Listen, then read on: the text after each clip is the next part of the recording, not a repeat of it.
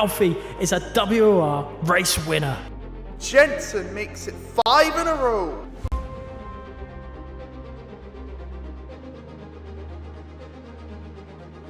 Danny Berejnay wins on debut. Shanaka returns to winning ways in WOR.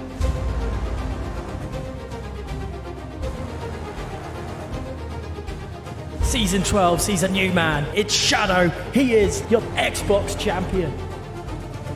And Jensen is the new king of PlayStation. From the back row of the grid, against all odds, Nicholas Longy wins the title.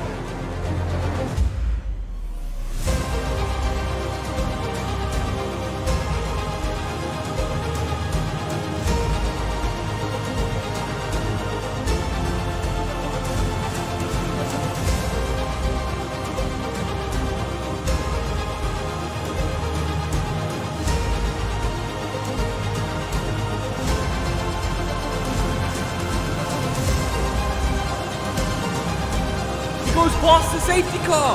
What has gone on here? Bourbon spins, stunning move from the Spaniard. He's taken out Rambo. Here comes Lonke. We're going 4 wide down to turn 1. Oh, he's taking him out. The champion run was complete. Sonic to the inside. Shadow wins to Brazil. Absolutely sensational.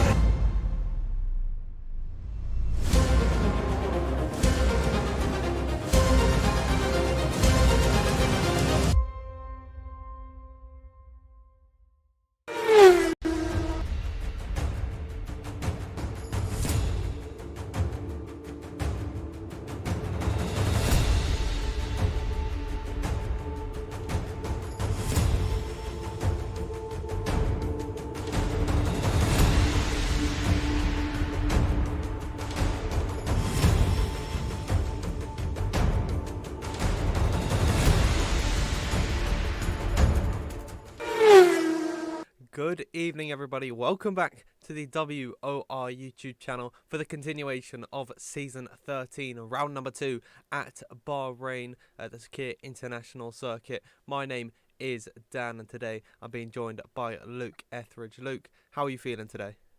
I'm very well, thanks. Enjoyed the Formula One. Being someone who's a bit of a Ferrari fan, there's bits of it I definitely didn't enjoy, but looking forward to tonight's race around Bahrain. I feel like it's a circuit that always provides great action in league racing, and of course we've got something a little bit different that we've never had before at WOR. I believe that is the sprint race, if I'm not mistaken. I'm not too sure how it works. I've never done one on this game before, but that is certainly very exciting. Yeah, it will be. It works the same as it does in the real life Formula One, so it'll be a third distance of the 50% race, so it'll be a very short 9 or 10 lap sprint race. It is still going to be full qualifying as well, so it's probably going to be a bit of an endurance test for some of the drivers tonight. It's going to be quite a lot longer session than what they are used to, and obviously the results of qualifying set the grid for the sprint race, the results of sprint race set the grid for the actual race. So there's a big chance to get some big points tonight, and obviously if you have a qualifying session that's not ideal, you've got sort of a second opportunity to give things a go in the sprint race and see where you end up on the grid. And we know Bahrain is certainly a circuit where you can overtake from.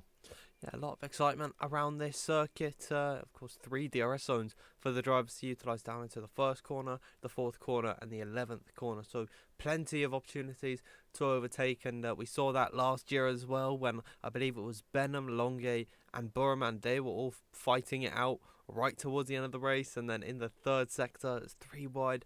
Massive moment, and hopefully we can see more stuff like that today. But let's talk about last week's race in Austria, which ended with Lucas Blakely taking the win ahead of Jake Benham.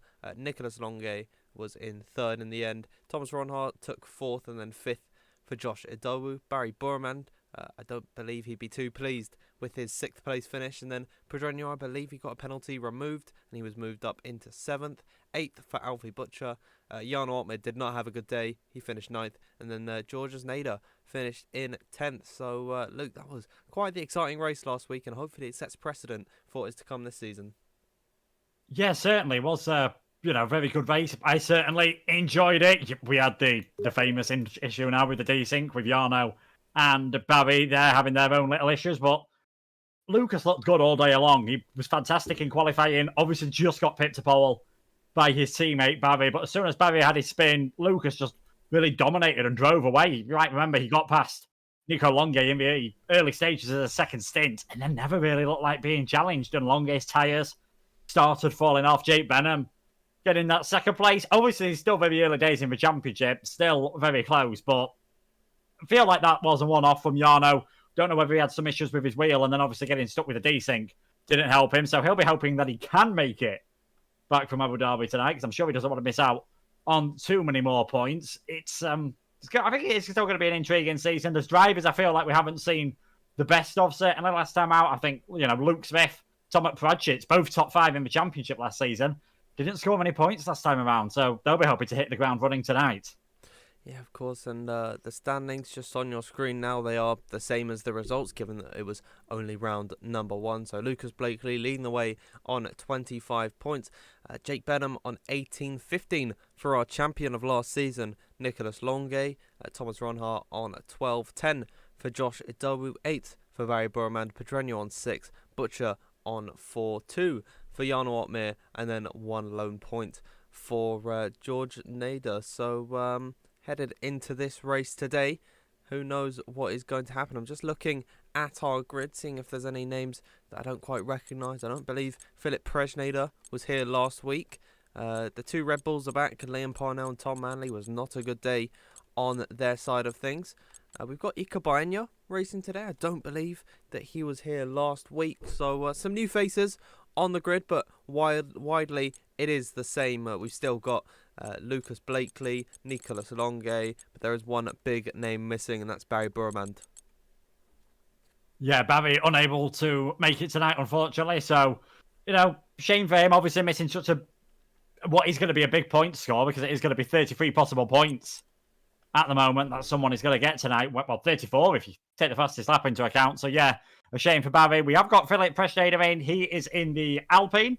Quite right, Dan. We did not see him last time around, so he's replacing Samuel Bean, who could not make it. We've got Jack West making his debut as well tonight in the McLaren, replacing Barry Bowman. And we've also got Ika Baena. He's going to be replacing Ruben Pedreño, who unfortunately has had a PC issue. So a chance for a few new drivers to get in, see what they can do, test yourself against this field for what could well be the first time on this game they've had a chance to race against these guys, and maybe put themselves forward later on in the season if for whatever reason a full-time driver has to back off.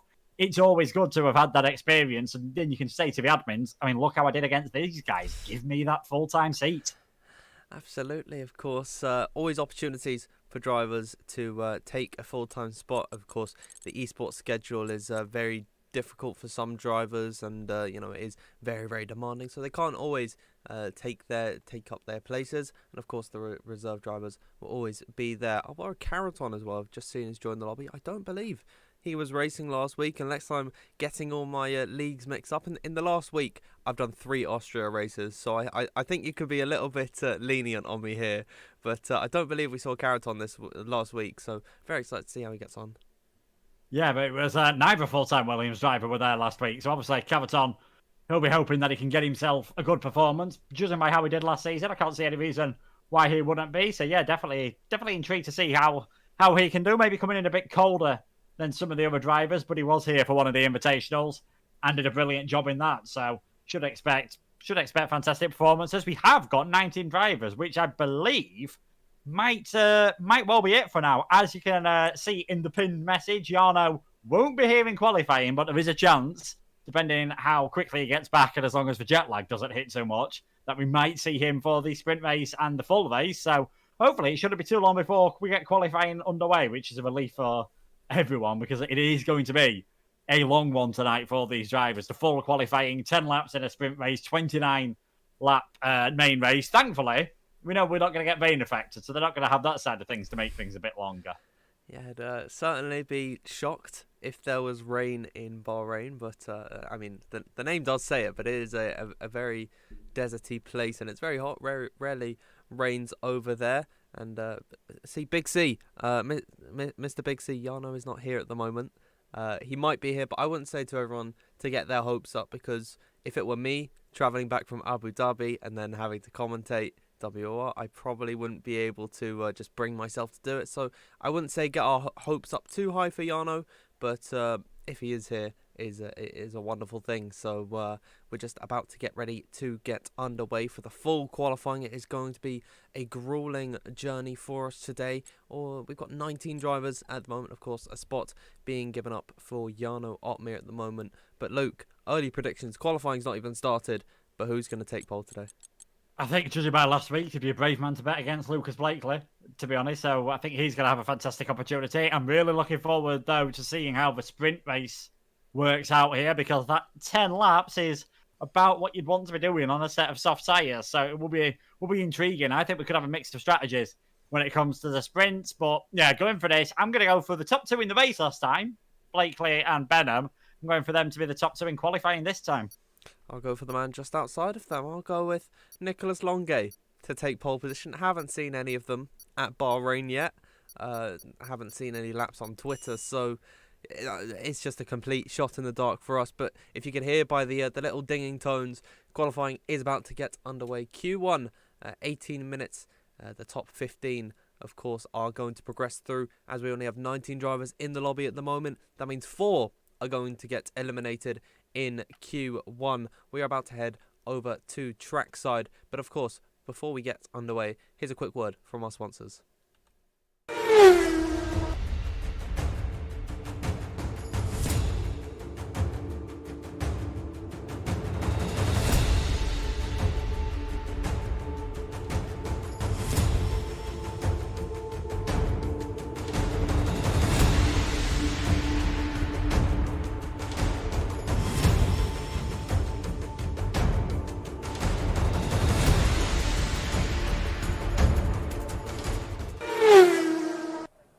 And here we are now in qualifying at Bahrain, and it's a little bit cloudy in the night sky, so I don't believe it's going to bring up any rain at all, but certainly that is something that is going to affect the track conditions, and we're just going to wait for the first drivers to come out. And you already notice, everybody, we've once again got that WOR sponsorship, and it is really lovely, isn't it, Luke?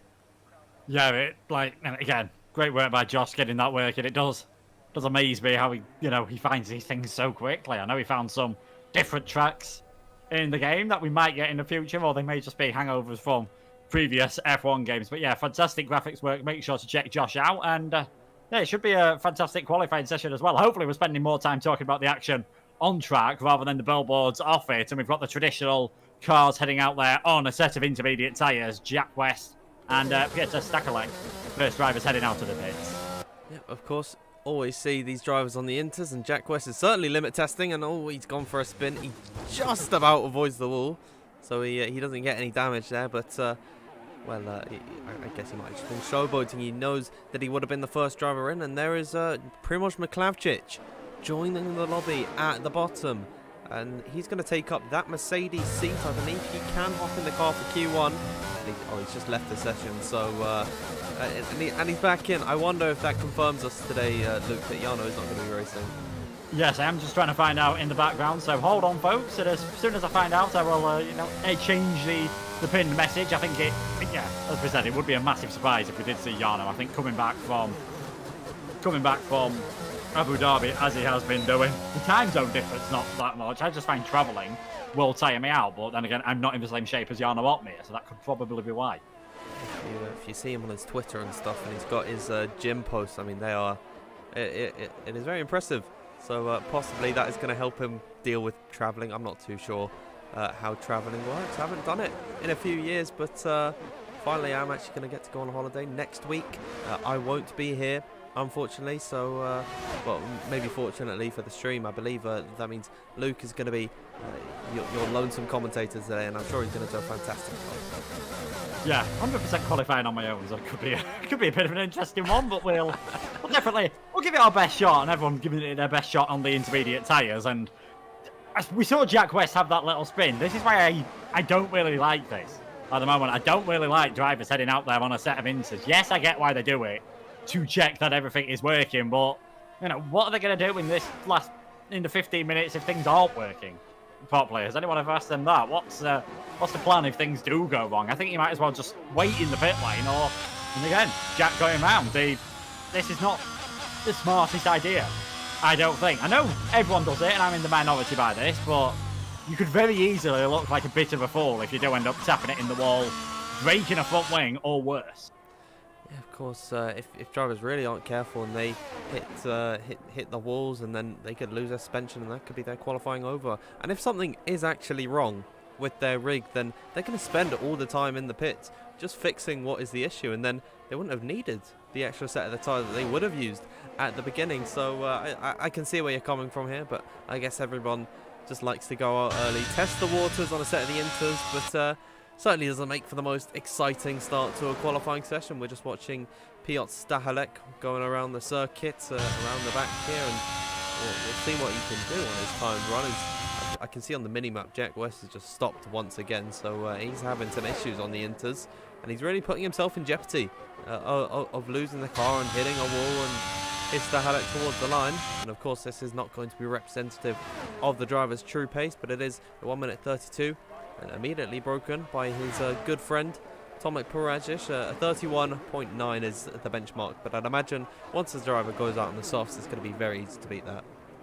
I mean, that's not bad for a lap on a set of intermediates on a bone dry track. I think a 131.9 is a very respectable job as well. But yeah, we will be expecting the drivers to go a long way faster than that one, of course. You'll be seeing Tomek, Piotr, Philippe, he's heading out there at the moment. Luke Smith out there, so both Alpines on that set of the intermediates. They'll be heading into the pits soon.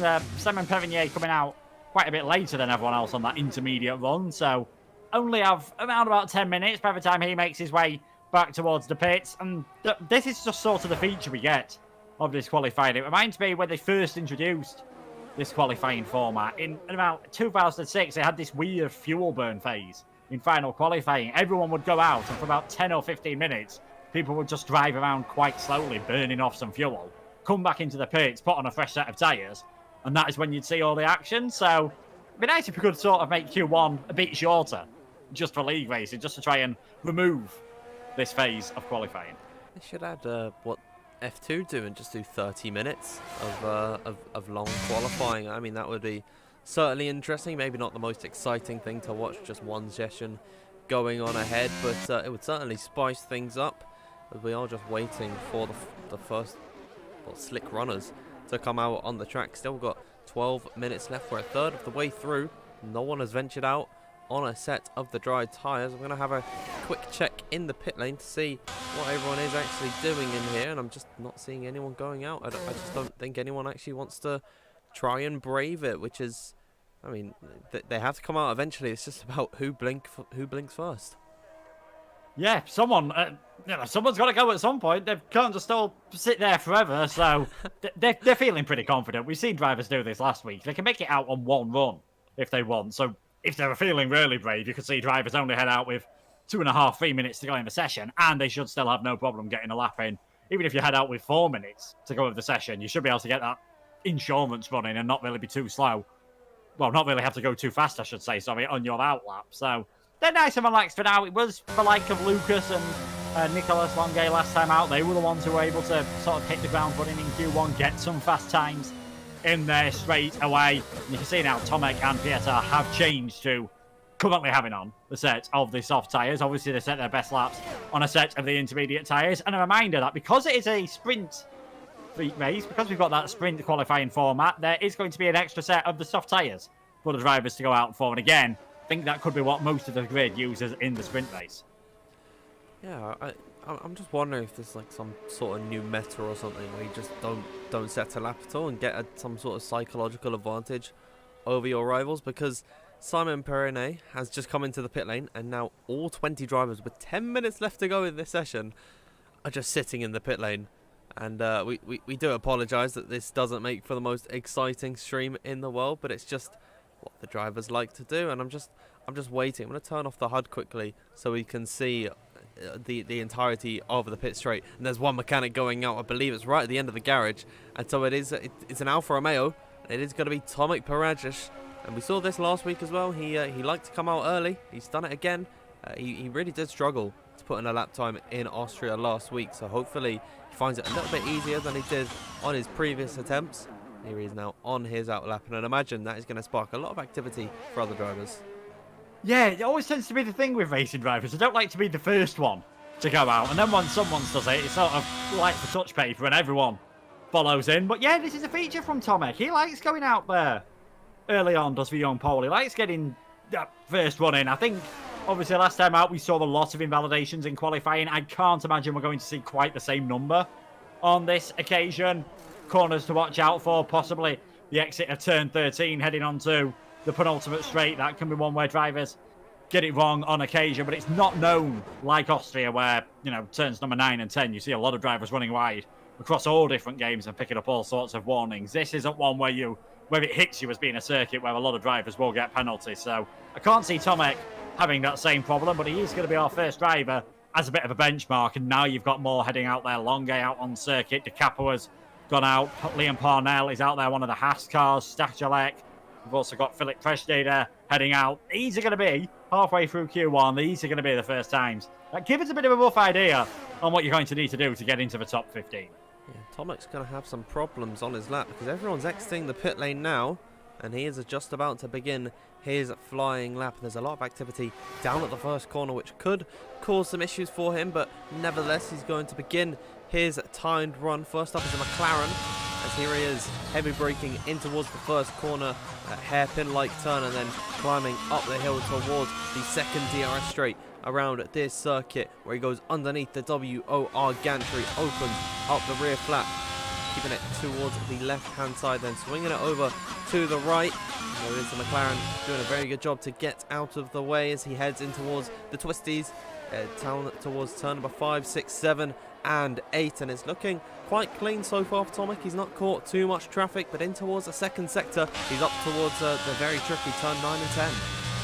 Yeah, turn 9 and 10. I always feel if you ask anyone who does use ABS, why do you use ABS? Turns 9 and 10 would probably be the reason, but he's managed to deal with them quite comfortably. DRS open now as he heads towards turn number 11. Not really an overtaking opportunity in the race unless there is a massive delta with the tyres along turn number 11. Watch out for that curve on turn number 12. Paracic's riding it a lot more than you used to be able to get away with on previous games. Used to be one of those curves that was a bit insta-death if you caught it too hard, and now heading down this straight. Car's getting well out of the way, so we shouldn't have any repeats of what Tomek had last week, where Barry got done for blocking in qualifying, and he's actually got a qualifying ban for his next race. Nice and clean through the final couple of corners of 14 and 15, and on 127, 3.45 the first lap, or the first hot lap we've seen in this session on a set of the soft tyres. Not bad whatsoever. It definitely looked like there were a few moments where we were struggling, though, with a bit of traction, so don't be surprised if he goes out again later and finds some more time as the track evolves.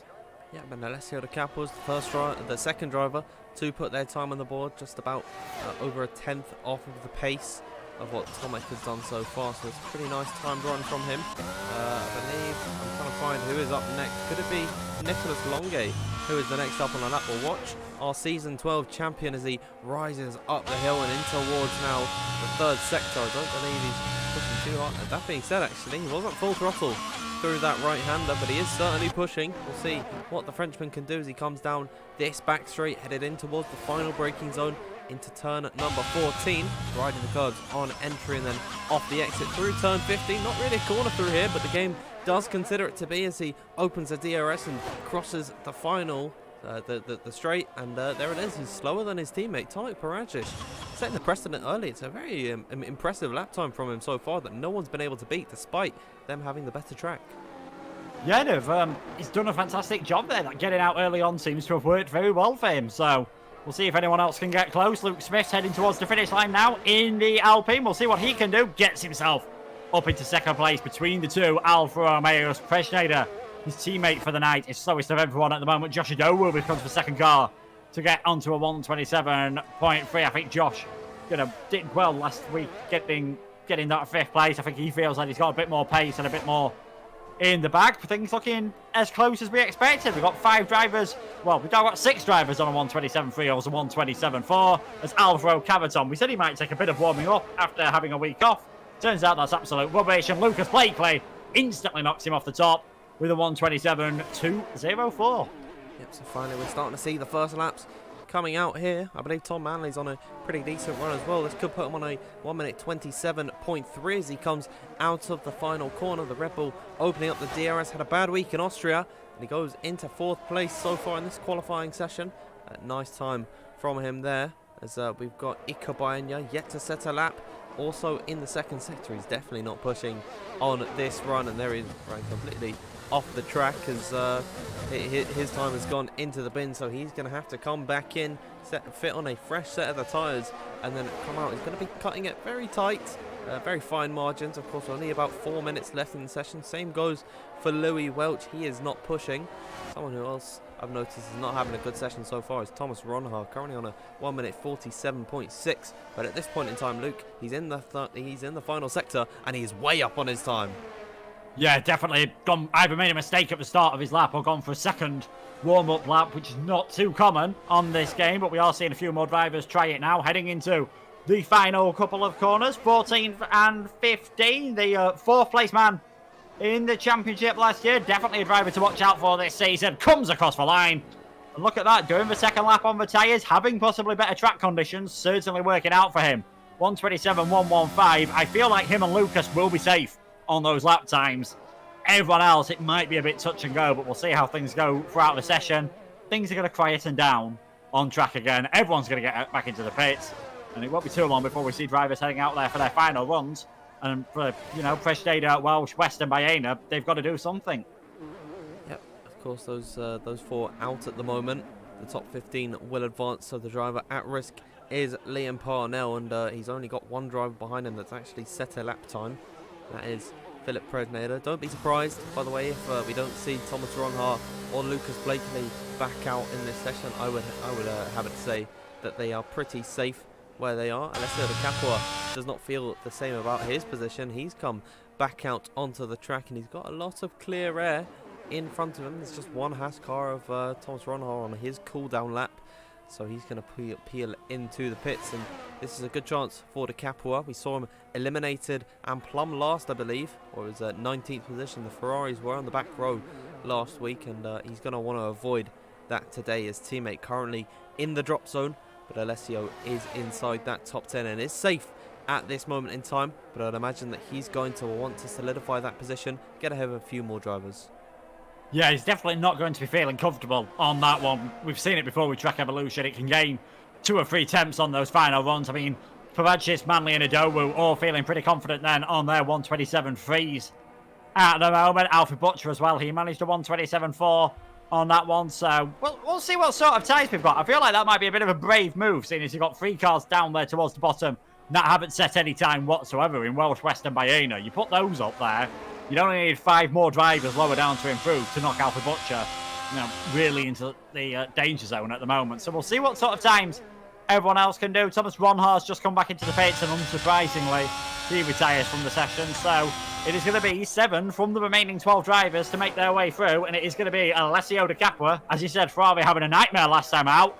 We'll see what he can do this time around, and whether he can get that Ferrari into Q2 for the first time this season. Headed now into the first sector. Alessio De Capua rising up the hill. He's got no traffic on his lap at this point, and we'll see what he can do as he heads in towards turn number 4. Easy to mess up, and he's lost the back end ever so slightly, so that could sacrifice a little bit of time, and he is down by 0.5 of a second at this point.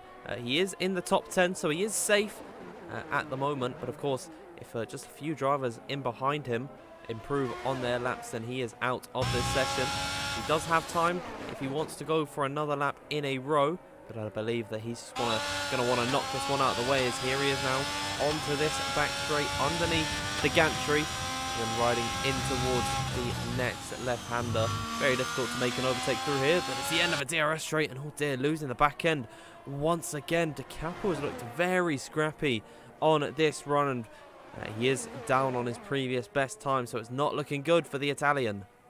No, it's not. I'm surprised he hasn't backed off of this one a bit earlier on when he made that first mistake. He would have had time to get another one on this occasion. Yes, he'll have time to get a lap in, but he's not going to have the ERS to really do anything with it. So unless this has been a mighty final couple of corners, De Capua was into the pits, he might be in a bit of trouble with that one. We've got Jack West setting his first hot lap of the session behind him. So this might give us a bit of an idea of how the tracks are improving and what sort of times we can expect. And West having a moment through the final corner as well. Looking a bit wild there was Jack.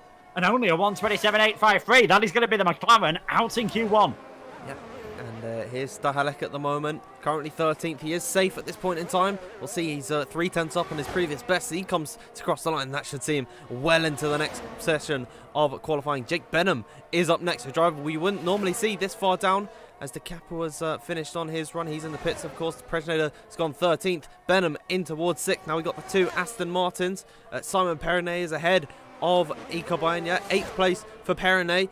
14th for Baena, and that gets him just out of the bottom 5. Cartalundi is on a push lap, and he's in towards the final corners. Louis Welch invalidated his run. He is out of this session. Cartalundi's got Liam Parnell just in behind him, so we'll see what the Canadian can do as he comes across the line to eliminate Presnader. He has done it, as here comes Liam Parnell. What can he do? He goes into 9th, puts Ika Baena into the drop zone. Is Jack West on a push lap? No, he is not. Nicholas Longue just about survives. He invalidated on his lap, and so he's survived by the skin of his teeth, really, by just 200th, not even 200th, 100th of a second.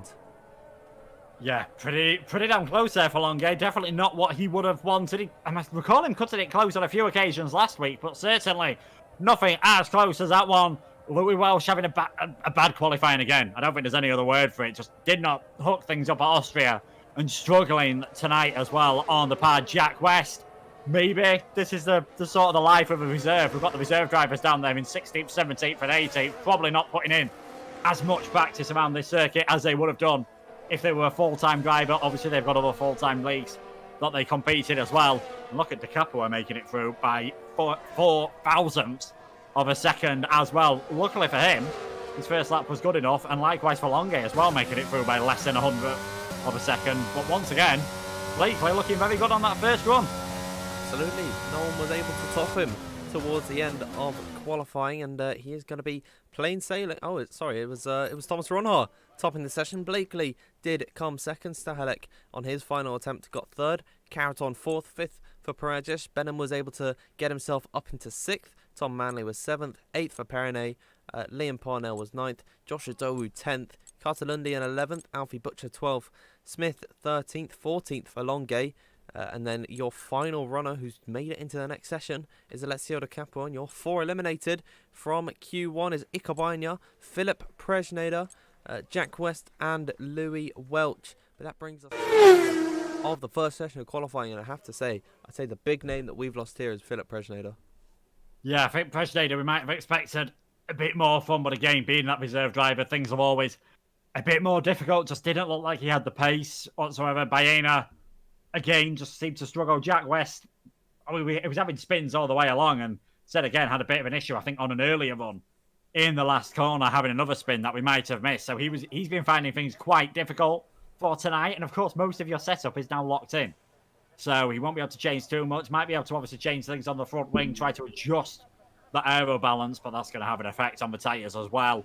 Nothing he can do. He's just going to sit there, relax, see how things go. But we have got 15 cars into the 15 minutes of Q2 now. We'll see who's going to be up there towards the top. Obviously, you'd imagine Longue is going to be a bit higher up than the 14th he was in that session. Yeah, of course, in Q2, if you're 14th, you'll be eliminated. But we are getting ready for some action. So I'll bring you back towards trackside. And already we have runners exiting the pit lane. And I see an Alfa Romeo on the mini-map out first. What's the bet? That's Tomic Perez. Let's spectate him now. It's actually Longue. So Longue's beating his teammate out the box with the 2 Alfa Romeos coming out very early here. Yeah, just trying to do this run at the moment. This might well be on a set of used tyres, just getting a bit of a feel for the track in these conditions. The game obviously simulates a few minutes you have between qualifying, well, between Q1 and Q2, so things might just change that bit. We'd expect faster times to get you through last time. It wasn't as fast of a session as I was expecting Q1. I was expecting anything in a 127, 3 to possibly be the benchmark. Turned out to be a 127.4 in the end. This time around, probably knock a couple of attempts off that, so you're going to have to see 27.2 perhaps to be safe in this session.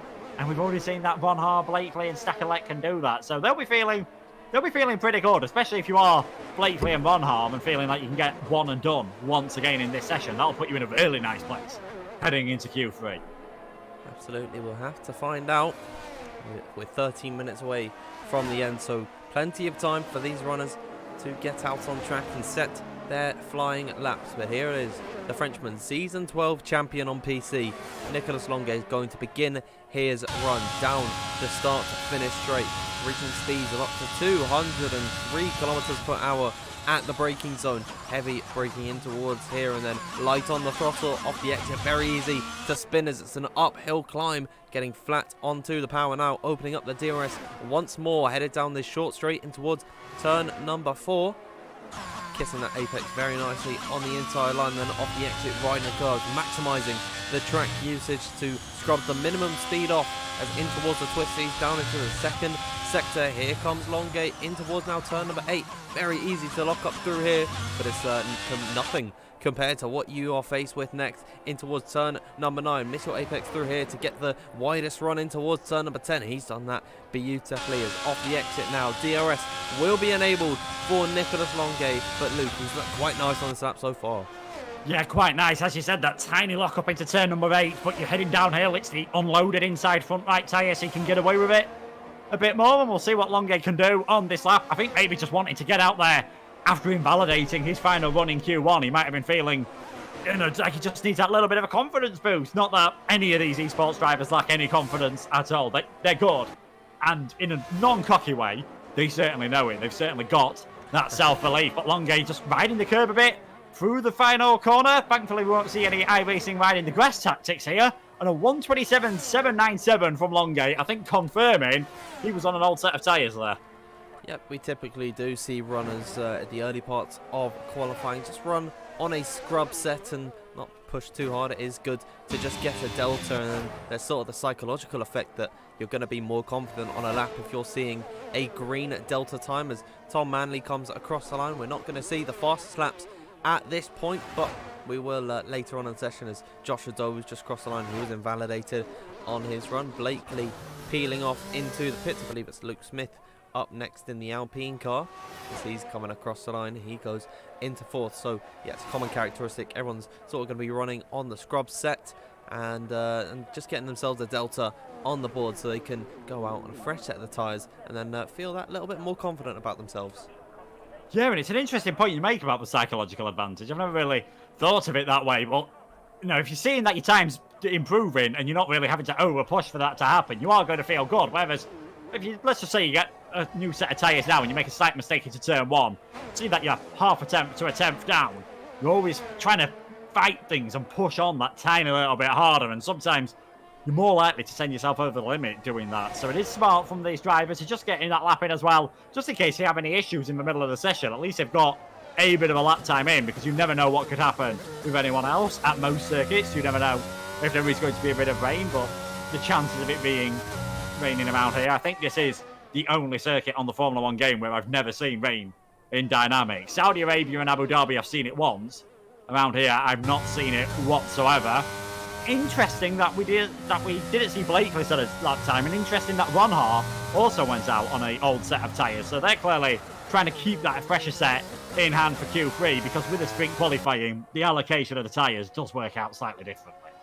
Yeah, absolutely, and of course you're talking about the potential of rain, and I'm so confident that it's not going to rain that if it does end up raining in either the sprint race or the actual race, I'll do a shoey on stream next time I'm here. So if we do see any rain, at least if that makes for a worse off race, at least you're gonna see a shoey out of me and watch me make a fool out of myself on live stream. But no, it'll be a little bit of fun. We're just watching Jake Benham, and he's invalidated on this run. So once again, probably on a scrub set, his sector times weren't really lighting up anything. So he'll be probably pulling into the pits here at the end of the snap. I don't expect him to complete this, but no, he's actually going to come across the line. I wonder if he's doing a second push lap in a row, but he's got 13% in the battery, so I'd imagine he just wanted a delta on the board. Yeah, that's what that was all about. Just setting that delta, just seeing. So he's got that time to aim for on the next occasion. And a 1:27.9, tiny invalidation won't have gained him any time. So he's up there with Butcher, Caraton and Smith, just behind Manley and Longay at the moment. Longay, if we said we expected him to be higher up there, and Tom Manley, he was definitely, I don't want to say too much of a surprise because he is the reigning Xbox champion, but Q1, he snuck his way in right at the last minute last time out, had a fantastic run in qualifying, got into the top 10, then it all just went wrong for him at the start of the race, and from then on it was always going to be difficult, couldn't recover, and finished way down there in 16th. So him and Red Bull will be hoping for a better job this time. Liam Parnell making their way through as well. We have got a few more drivers heading out for their first run. Simon Perrignier's out there, and I think the first driver who's on a hot lap at the moment is the Ferrari, the man who just stuck his way through by 3 thousandths of a second, Alessio De Capua. Alessio De Capua getting through by a very thin margin, but he's managed to get himself into Q2, and I'd say that he's going to be very happy about that. Of course, eliminated in Q1 and right at the back of the order last time out in Austria, and this is certainly an improvement for the Italian as he climbs up the hill, headed towards the second sector split.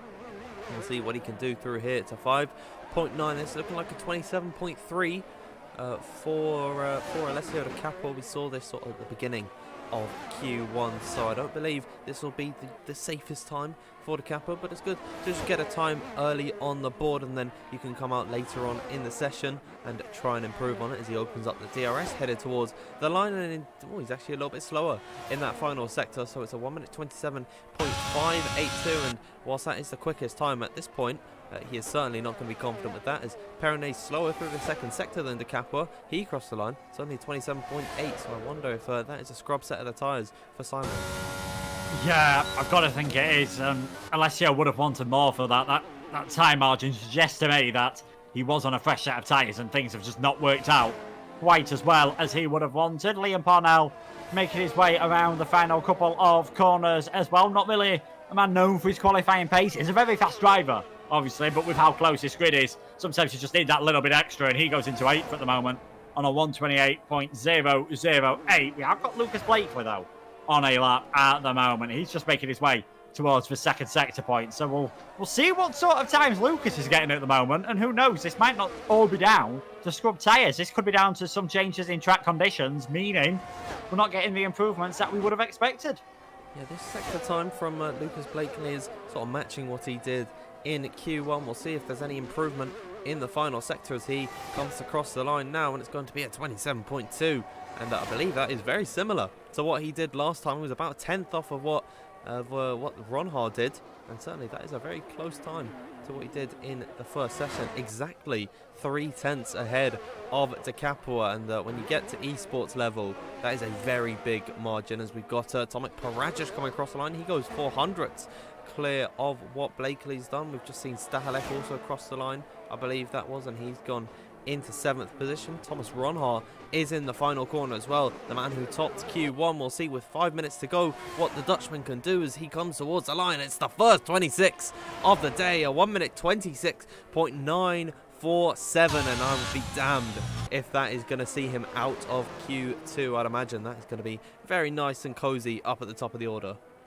Yeah, and Tom in the chat summed it up quickly. That is a big gap. That is big. 126.947. Al Cavaton has managed to get himself in towards that gap, but it's still there at about a quarter of a second at the moment. Ronhar's absolutely nailed this circuit.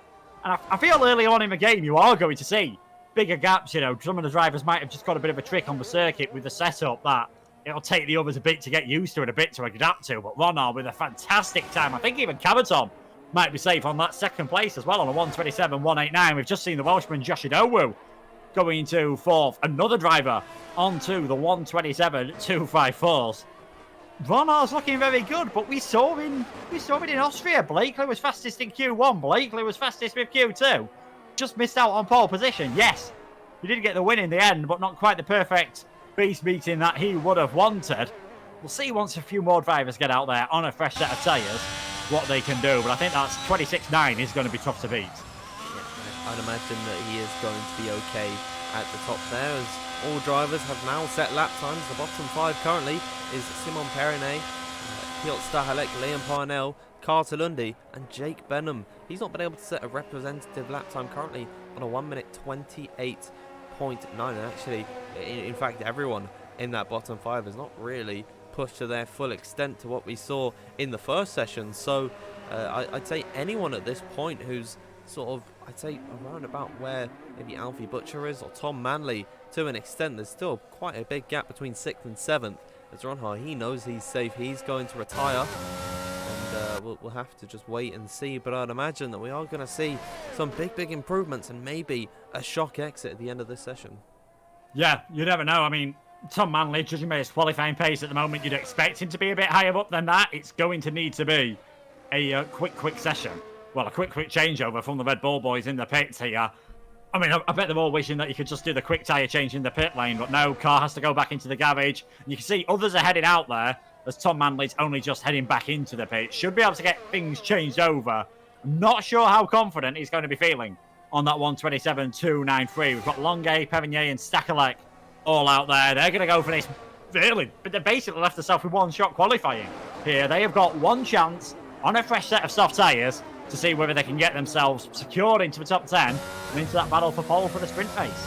And if anyone makes a mistake at this point, that could be their qualifying down the drain. Carter is on a hot lap at the moment. He's already caught some traffic, and I think he's lost a bit of time in this first sector. His current time at the moment is not quick by any means in comparison to the rest of the grid, and he's up by 800 of a second. But I'd imagine this is not where he wants to be so far as he heads downhill and towards turn number 8. He's actually taken that quite nicely. A wide entry, kisses the apex and then gets the run in towards turn 9. Misses the apex to get the best run into turn number 10. Oh, but he's caught the carbon entry there and he's lost a bit of time. He's missed his apex through there, so it's looking a bit scrappy for Carter Lundy, and he really does need something special in the end part of this second sector and sector 3 if he wants to find his way into Q3. As here he is now headed up the hill. We'll see what he is at the sector split time. It's a 6.3. This is not good for Carter Lundy, and I get the feeling, Luke, that his day is going to be done. Yeah, his day's going to... I agree. I think his day is done. Again, I'm surprised he's carrying on this lap, but hasn't tried to back off, saving a bit of ERS that he can, and go for a final run. He's going to get a bit of a slipstream off one of the Hassers here, so that's going to be Stakalek giving him a bit of a favour. You can just see the time from Carter Lundy, 1:28.107. That is not going to be enough. He's not getting enough ERS to set another lap. That's qualifying over for the young Canadian. So we know one of the cars who's going out. The others, I'm not sure about. Manley having to retire from the session there, I think in the end, not having enough time. But we didn't see many improvements at the end of Q1. So again, this might be one of those sessions that surprises us a bit, and we might not see the time differences that we would expect. We're also seeing runners like Parangic and Blakely who don't really feel too safe on their runs. They are out on circuit once again, doing a lap as Jake Benham, currently 15th at this point. He'd be a big name if he's eliminated in this session as he heads to the sector split. And what's his time improvement? He's up by a second. It's a 8.5 a 5.8 through here, so he is finding some decent time at this point. This could see him towards the lower end of the top 10, and best case scenario maybe in that mid top 10 areas. Here he is now headed towards the line. The clock has struck 0. Alvaro Caraton has already ended his day at this point. Here's Benham towards the line. What's he going to do? He goes 7th position, maybe not the safest in the world, as here's Simon Perigny, currently 12th and in the drop zone, to cross the line and put De Capua in the bottom 5. He does indeed, as we got the Alfa Romeo of Nicolas Longuet in the drop zone at this point. Can he see himself into Q3? Indeed he can. What a time from him there. Stahalek comes to the line. He goes into 6th and puts Simon Perigny out of this session, as Alfie Butcher is next up. He's down on his previous best and he's invalidated. One improvement from anyone behind him. We'll see him eliminated through here as Lucas Blakely's going to cross the line. He's already safe at this point, but he just secures himself that little bit extra, as Paragis is also going to come to the line and go into 2nd position. No one has been able to touch Thomas Ronha at the very top of the orders. We've got Liam Parnell also in that bottom 5, and he's invalid through the final turn. He's out of this session and he's not going to be improving. De Cap was also invalidated. Here's Ron Carter. Lundy pulls into the pit lane, and Alfie Butcher unfortunately drawing the short end of the stick, eliminated by, I believe it was Luke Smith right at the end. So your bottom 5 at the end of Q2 is Alfie Butcher, Simon Perigny, Alessio De Capua, Liam Parnell and Carter Lundy. And Liam Parnell was 6/10 of a second up coming through the sector 2 splits. You've got to imagine he could have found a 10.42 in that final sector without the invalidation and got himself ahead of Benham and out of the session. It's fine margins here in WOR. And yeah, Parnell out of the session. Cartalundi not really getting things hooked up either, so he'll be, I think, disappointed with that one. They've got the sprint race, though. They've got that chance to, have a bit of a run. If qualifying's not gone well for them, they've got 10 laps to try and recover things, obviously, for the main race. But once again, Thomas Ronhaar looking a bit untouchable in this session. Absolutely. He tops Q2 once again like he did in Q1. Tomek Paragic this time was in second. Third for Blakely. Fourth for Longe. Alvaro Carton fifth. Sixth for Josh Idowu. Stahalek in seventh. Eighth for Tom Manley. Luke Smith in ninth. And Jake Benham was the man who sort of the lucky dog here. He's got his way through in 10th position. Alfie Butcher, Simon Perrinet, Alessio de Capua, Liam Parnell and Cartalundi all eliminated this session. But that brings us to the end of Q2, where the bottom 5 in a session no longer matters, because it is now, Luke, the fight for pole. Yeah, it is. In that sessions, Q1 and Q2, it was all about, can I make my way through to the next qualifying session? Now, gloves are off, top 10 drivers doing what they can. I feel like if you're in a situation like Ronhaar, like Blakely again, where you've got that fresh set of tyres in hand, you're going to be feeling very good about yourself. But Longe, he was a lot better in that session. Paragic did a fantastic run. It was Jake Benham who just stuck his way through, and he's won here twice before, so he'll be feeling pretty confident. I think that he can pull something out of the bag in this one. You'd be a brave person to make a prediction on who's going to get pole position. I'm sure there's plenty of brave people in the chat who are going to make that prediction. Absolutely. Let us know, everyone, in the live chat who you think is going to take pole position. We're about to head back into the qualifying session for the battle for pole position, 12 minutes in Q3. But before that, we're going to have a quick word from one of our sponsors.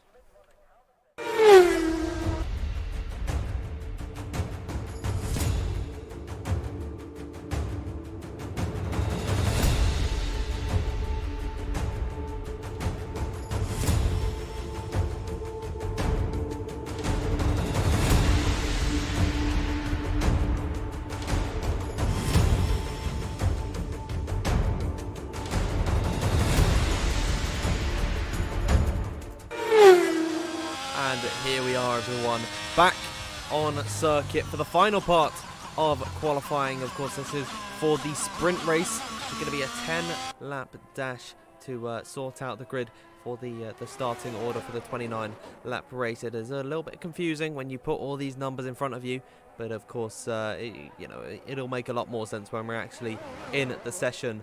But it is going to be Piotr Stahalek, the first driver out on circuit.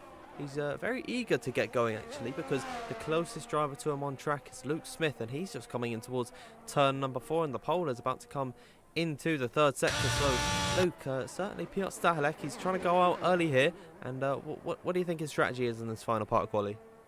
I think just getting a bit of benchmark, giving himself plenty of time in case there are any issues. I think, again, this is likely to be a lap on a used set of the soft tyres, so it is just all about getting that delta time in, seeing what you can do on this day in history and giving yourself a bit of confidence. And it was a great run from Haas at the moment. They're not looking too bad in this qualifying session. I think Ronhaar might just have things in the bag. But I said that about Blakely last week, and his teammate was able to beat him. So who knows? Maybe Stahalek can pull off something special and make it the different Haas on pole position. I'm sure he'll be determined to try his best.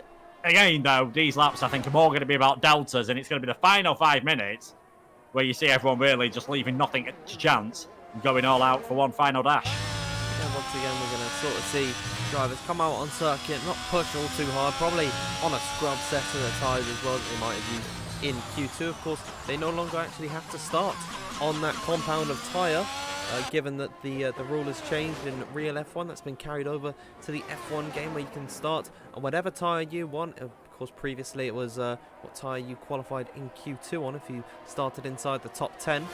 And so these drivers are going to be doing that more often. They're just going out, setting a delta, and seeing what their general pace is around here as Stahalek rises up the hill and in towards the second sector split. We'll see what his timer is at this point, and yeah, it's a 6.5. And if he were for trajectory, if he were to do this lap in Q2, he'd have been plumb last in 15th. So of course, these drivers, yeah, they're not pushing. And we could take a little bit of a break in the action. And then, of course, for the last 5 minutes, as you said, Luke, this is going to be a mad dash to the line. Yeah, it is. Thankfully, they're not going to have the same traffic issues that we saw in Austria, which we mentioned already. Stahalek does go fastest on a 28.2. That was where we saw Barry and Paragic have their own trouble, Barry and Tomek, and Barry has got a qualifying ban for that, and he will serve that at the next race that he attends. The other penalty news from last time out, we saw Ruben Pedreño get a penalty removed, so that bumped him further up the order.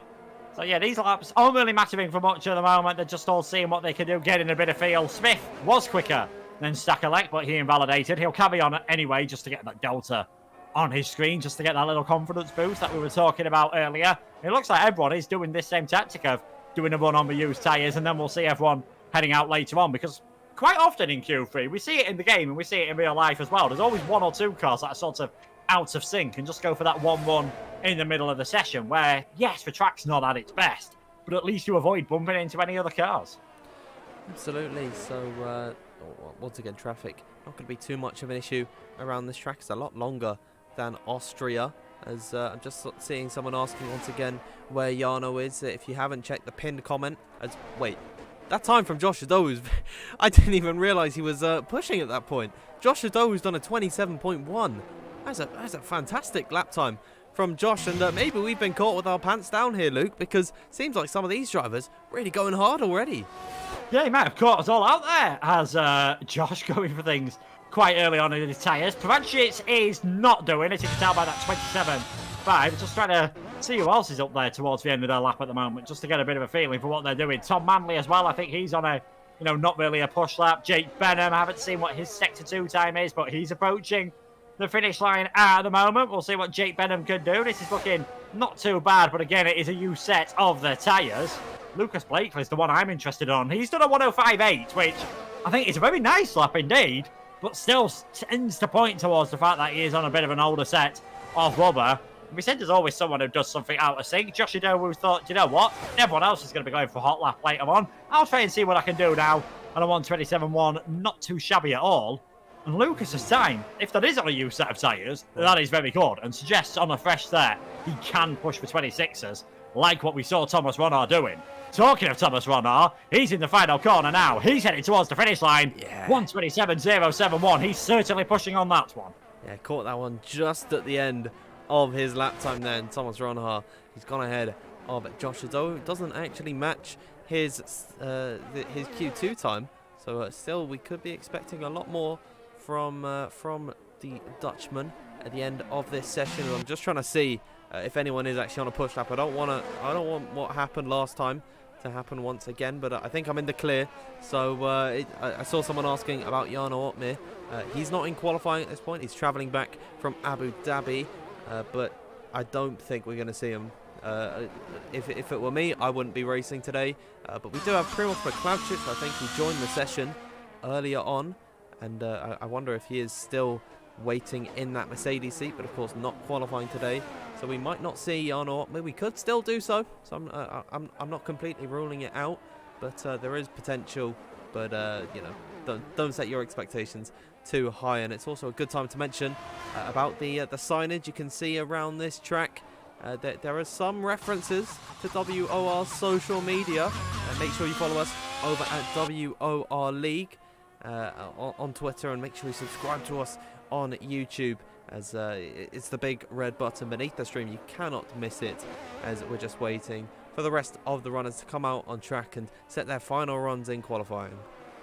Yeah, everyone now just the calm before the storm, seeing what everyone can do in this one. I can confirm Barry is not going to be here tonight, so unfortunately Barry is not going to be able to make this one, which I think is a shame for him as well, because if you want to serve a qualifying ban, you want to serve it where there's a sprint race, because you've got 1-6 race difference to try and recover and got yourself up the order. And I've seen Lucas Blakely before start last in many social races, and then by the time 5 or 6 laps are gone, you can get themselves up towards about 10th place. So that would have been a perfect opportunity for him. So unfortunately that won't happen. But yeah, into Q3, 10 drivers remaining. Luke Smith, the only one yet to set a lap time. The top two, I am going to say the top two. I think Lucas's lap was on an old set of tyres as well. Ronnar and Ado were the only ones to have set a lap, I believe, on a fresh set of tyres. If they've got any spare, this could be a really interesting final part of the session. But again, no one seems to be able to touch Thomas.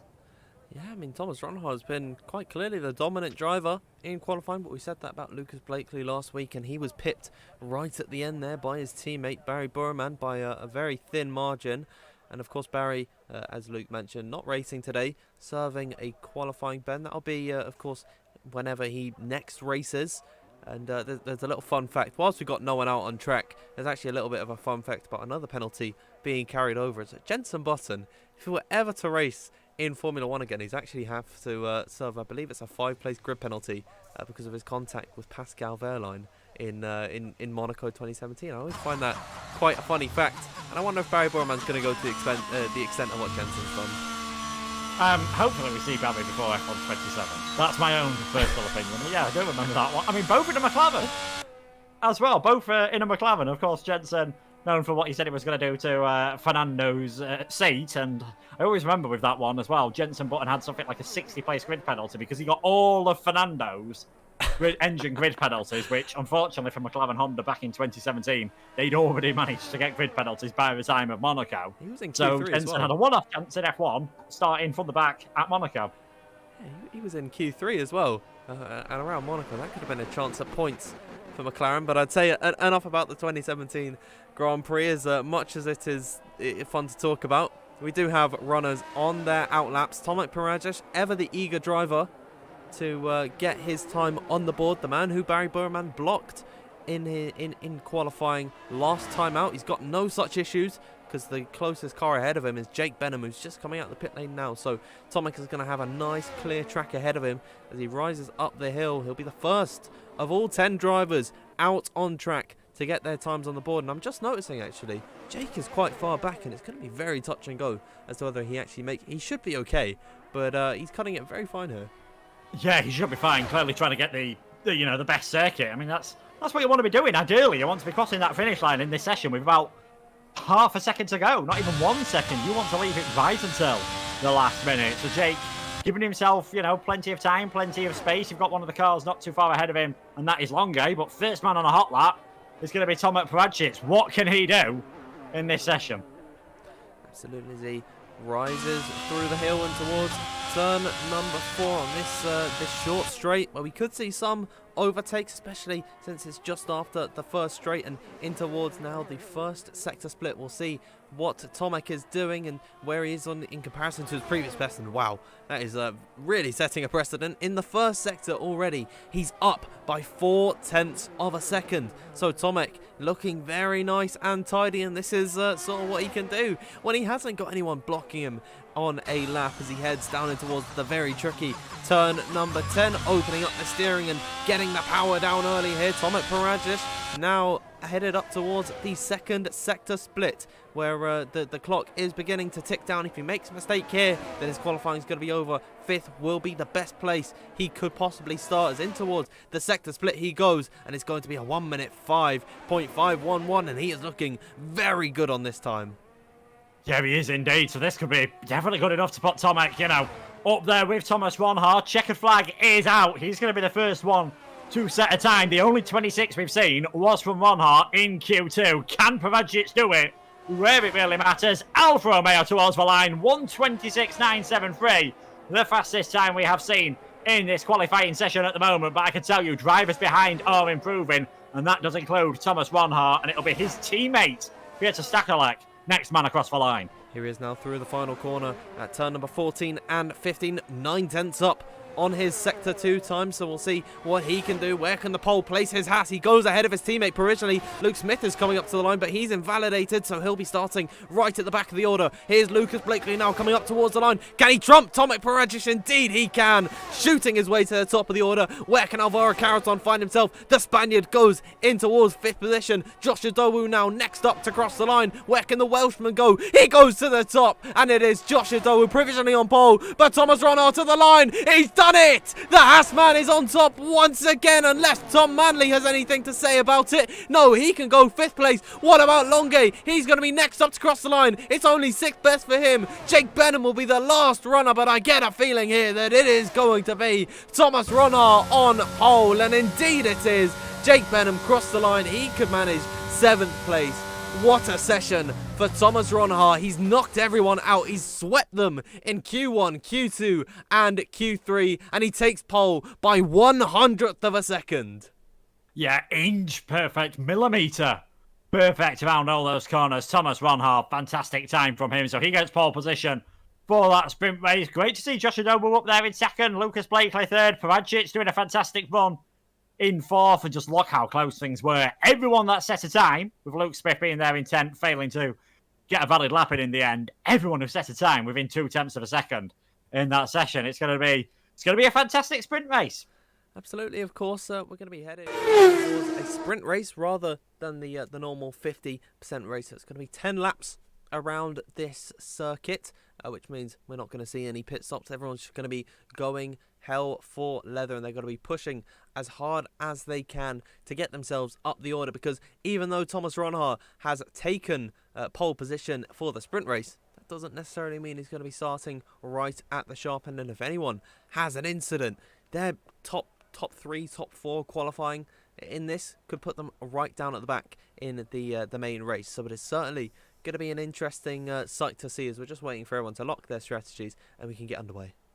Yeah, I'm interested to see how the different drivers, go about this at the moment. What tyres are we going to see people starting on? The soft tyres will be marginal, I think, making it towards the end. So the mediums might actually be the quicker ones to go on for. We'll wait and see what tyres everyone is going to go on for. I can just quickly give you a bit of a preview at the moment to see what tyres all the drivers are going for. And it is a mix between mediums and softs at the moment. So I'd watch out for those cars on the soft tyres. They could get a good run off the start. If they can make some moves in the first couple of laps and get outside of DRS range, they might be hard to catch in this sprint race. Absolutely, and of course, if they can get out early and ahead of all the other drivers and break that DRS, the tyre wear might not be too much of an issue. We're going to head down now to the circuit. You can see the formation lap has just got underway, and let's have a look at the tyres that everyone has opted for, and it is pretty much a clean split.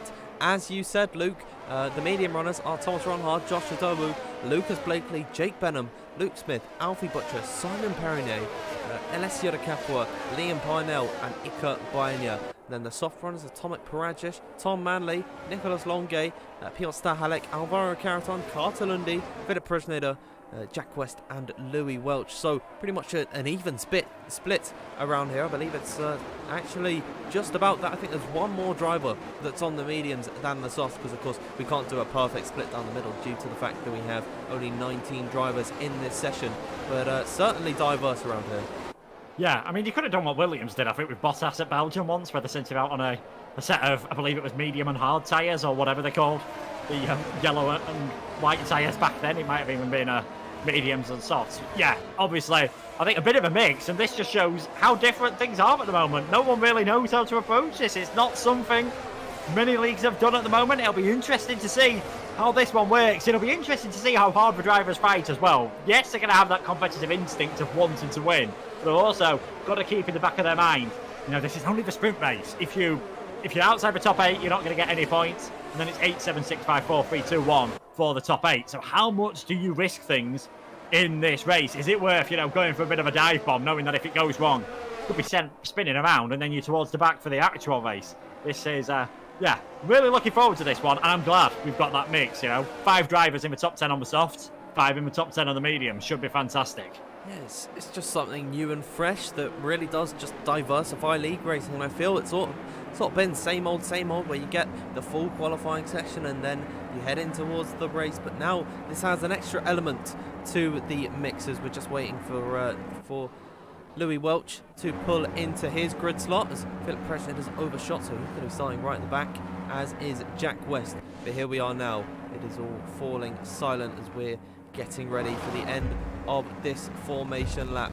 The lights coming on now. 5 red lights here in Bahrain, and we are underway, and it looks to be a good start from Lucas Blakely in behind, who's already going to be challenging Josh Adobu, headed in towards now the first corner. Where can they fire themselves out as we head in towards the braking zone? Blakely, I believe, looking to the outside line of Ronhard, headed in towards now turn number 2. The Dutchman shuts the door. He holds on. Tomek Paradzic on his set of the soft compounder tyre, already up into 3rd position. He's jumped ahead of the AlphaTauri car. We've got a yellow flag. It's Philip Presneder in the back as they file towards turn number 4. 4. Longay to the inside of Josh Adowu. He's had a terrible start. He's down into 5th place. De Capo has been sent into a spin. As here they come in towards now the twisty part of this track at the end of the first sector. Adowu's lost another place now to Tom Manley, that is. And he's got Piotr Stahelek for company. So already, Luke, we're seeing the power that the softs have over the mediums.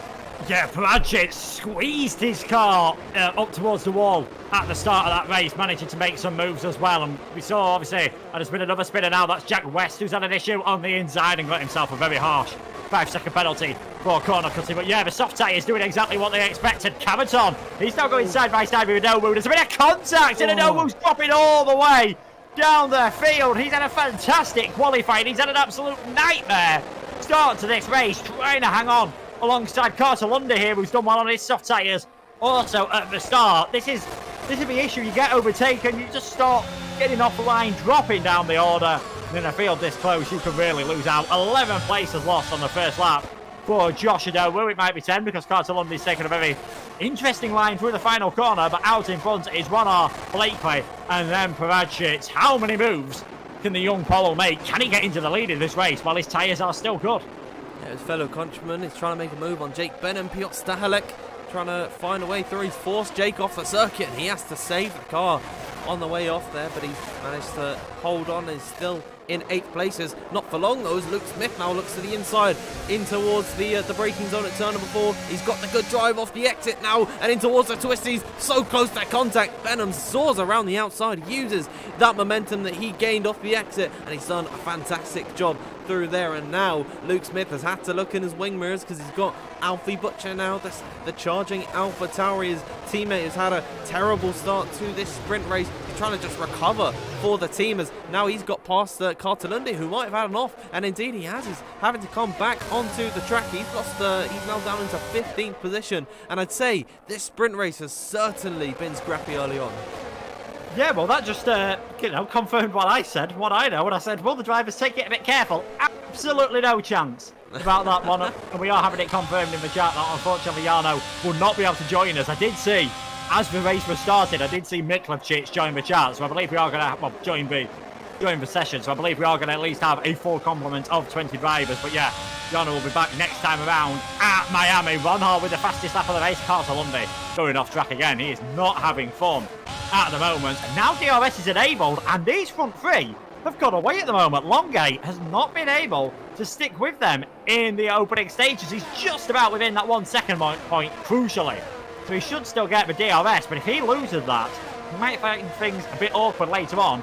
Although that might be good news for his teammate, because if these top 3 drive away and Tomek's tyres do wear out, third's probably the worst he's going to do. Yeah, absolutely. And Longay was just able to find his way back inside that DRS zone, but it wasn't enough for the first detection point, which of course would have given it down in towards turn number 4. But now he is well and truly back within that 1 second window that he needs to use the DRS down these straights. Still though, Thomas Ronhard leading the way from Lucas Blakely, and then Tomek Pradjic in 3rd place on the soft compound of tyre. He's not been able to overtake anyone aside from Josh Adowu, who's had a torrid start, down now in 12th place. He's just looking to find a few extra positions, and this is sort of what we were talking about, where you can have a good qualifying session, but if the sprint race goes wrong, then you're well and truly screwed for the actual race. So you got to really feel for Josh Adowu, because I don't think any of it was self-inflicted. He really just got a bad start, and then it all just sort of piled on top of him. All the soft runners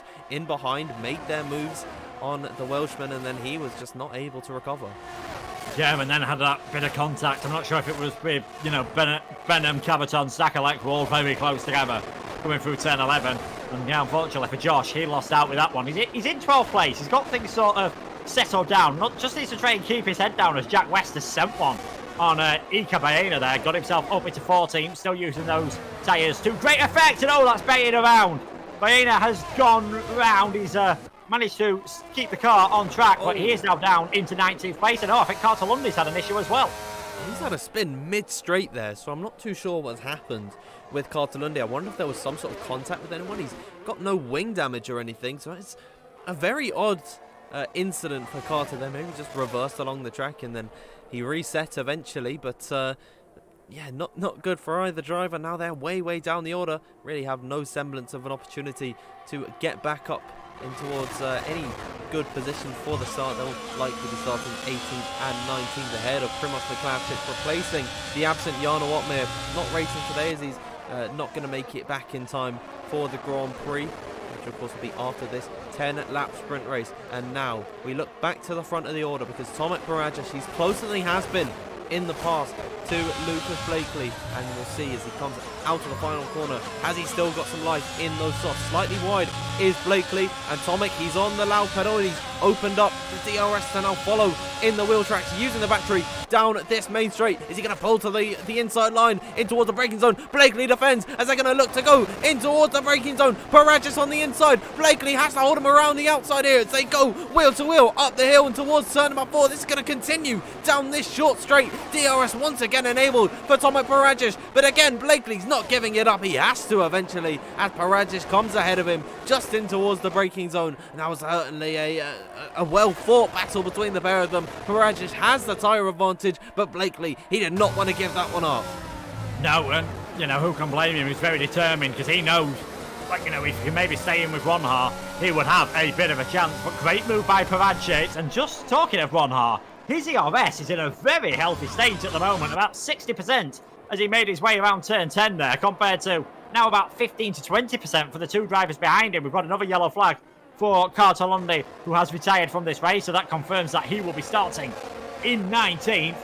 It was Blakely just having a tiny bit of a moment out of the final corner, and it is a 1 kilometre long pit straight here at Bahrain, at Sakhir, and that just cost him time. Didn't have as much battery as Barajas and ended up losing out, but he has been able to stay in contact. The issue is for him, he's now got another Alfa Romeo on soft tyres behind him, and another one whose battery is looking good, and Longuet taps the back of Blakely, and the Scotsman is not going to be too happy about that whatsoever. Following down the main straight, and Longuet's going to have a very easy time of making that move. Is Blakely going to try and fight this one back down the inside? He's going to feel hard done by the Frenchman as he has a half look. Again, a little bit of contact between the pair of them at the apex of the corner. Longuet is going to stay ahead. Has Blakely got the run on the Frenchman? No, he does not. So again, that's a little bit touch and go as to that incident, but the Alfa Romeos have done a fantastic job of getting themselves up into second and third here. And now we'll see if Barajas is going to have the tyre life. Those softs are going to begin to wear away, and so it is going to be tricky for him to actually try and make a move on Ronha. But if he has got that tyre life, then he'll be in a nice position. But he's also not got as much ERS. There's just so many factors that play into whether you'll be able to make a move, and I think Ronha, Luke, he's going to be quite happy where he is. Yeah, people say sprint race has got no strategy. You've got the tyre management, we've got the ERS management that people are doing at the moment. But yeah, Ronha, he'll be feeling pretty good. He'll have taken this, I think, at the start of the race. He's still in the lead. He's got a very healthy battery. We're not going to be too far away from the points where those mediums are going to be a better tyre than those on the softs. The only disadvantage for him is he's not got any DRS, and the 7 cars behind him have. We've got a bit of a gap down to Perronier in 9th place. So I think we know, barring any penalties, which 8 drivers will be scoring points in this sprint race. And I think if he can do anything at the moment, Lucas Blakely would have been thinking about having a move on the back of Longuet. He was very close to him. He's got to watch out for Tom Manley, not too far behind either. Can Shadow pull out of the shadow of Lucas Blakely very late round the outside? He's going to try that one. I think that was more of a reaction to Blakely half-heartedly going for a move on Nicolas Longuet, but the McLaren just doesn't seem to have the pace that he had last time around. And again, this is going to be an opportunity for Tom Manley round the outside at turn number 4, a bit late on the brakes. And in the end, it was a bit too late. But these two battling could just allow those front 3 to escape once again.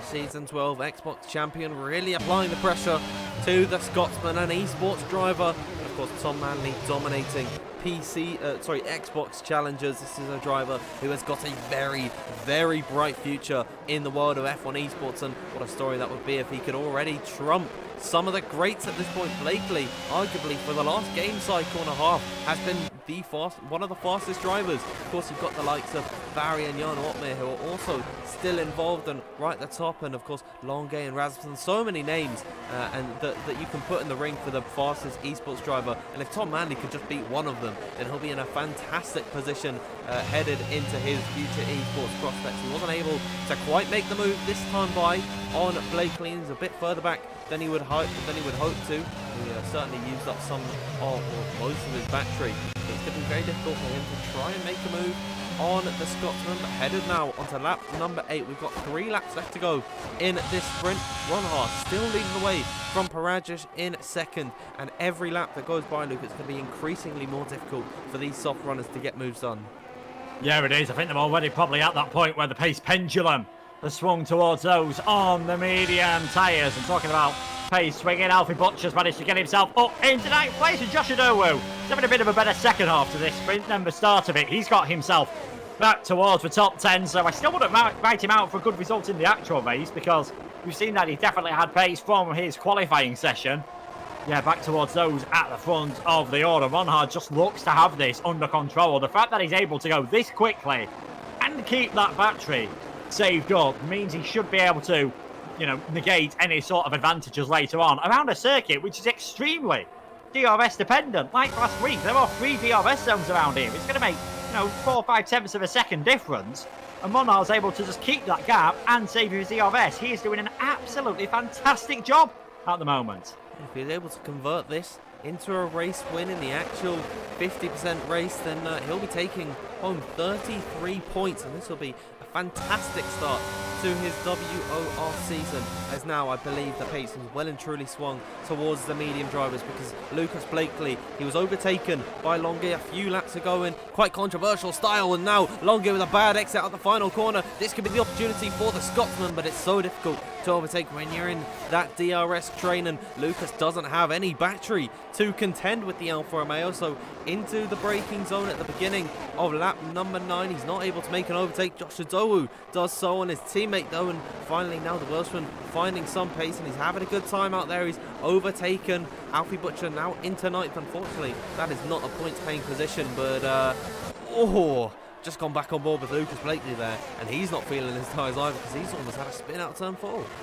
Yeah, of course, being sat in the dirty air of the cars in front, we know it's not as strong on the game as it is in real life, and we know the new regulations made it less strong in real life, but you still don't want to be sat behind a car this closely for that long, and Blakely has spent the entire race with his, you know, front wing practically in the diffuser of the car in front, and coming through turn number 9 and 10 there, he's pretty much touching the diffuser of Longuet up ahead of him.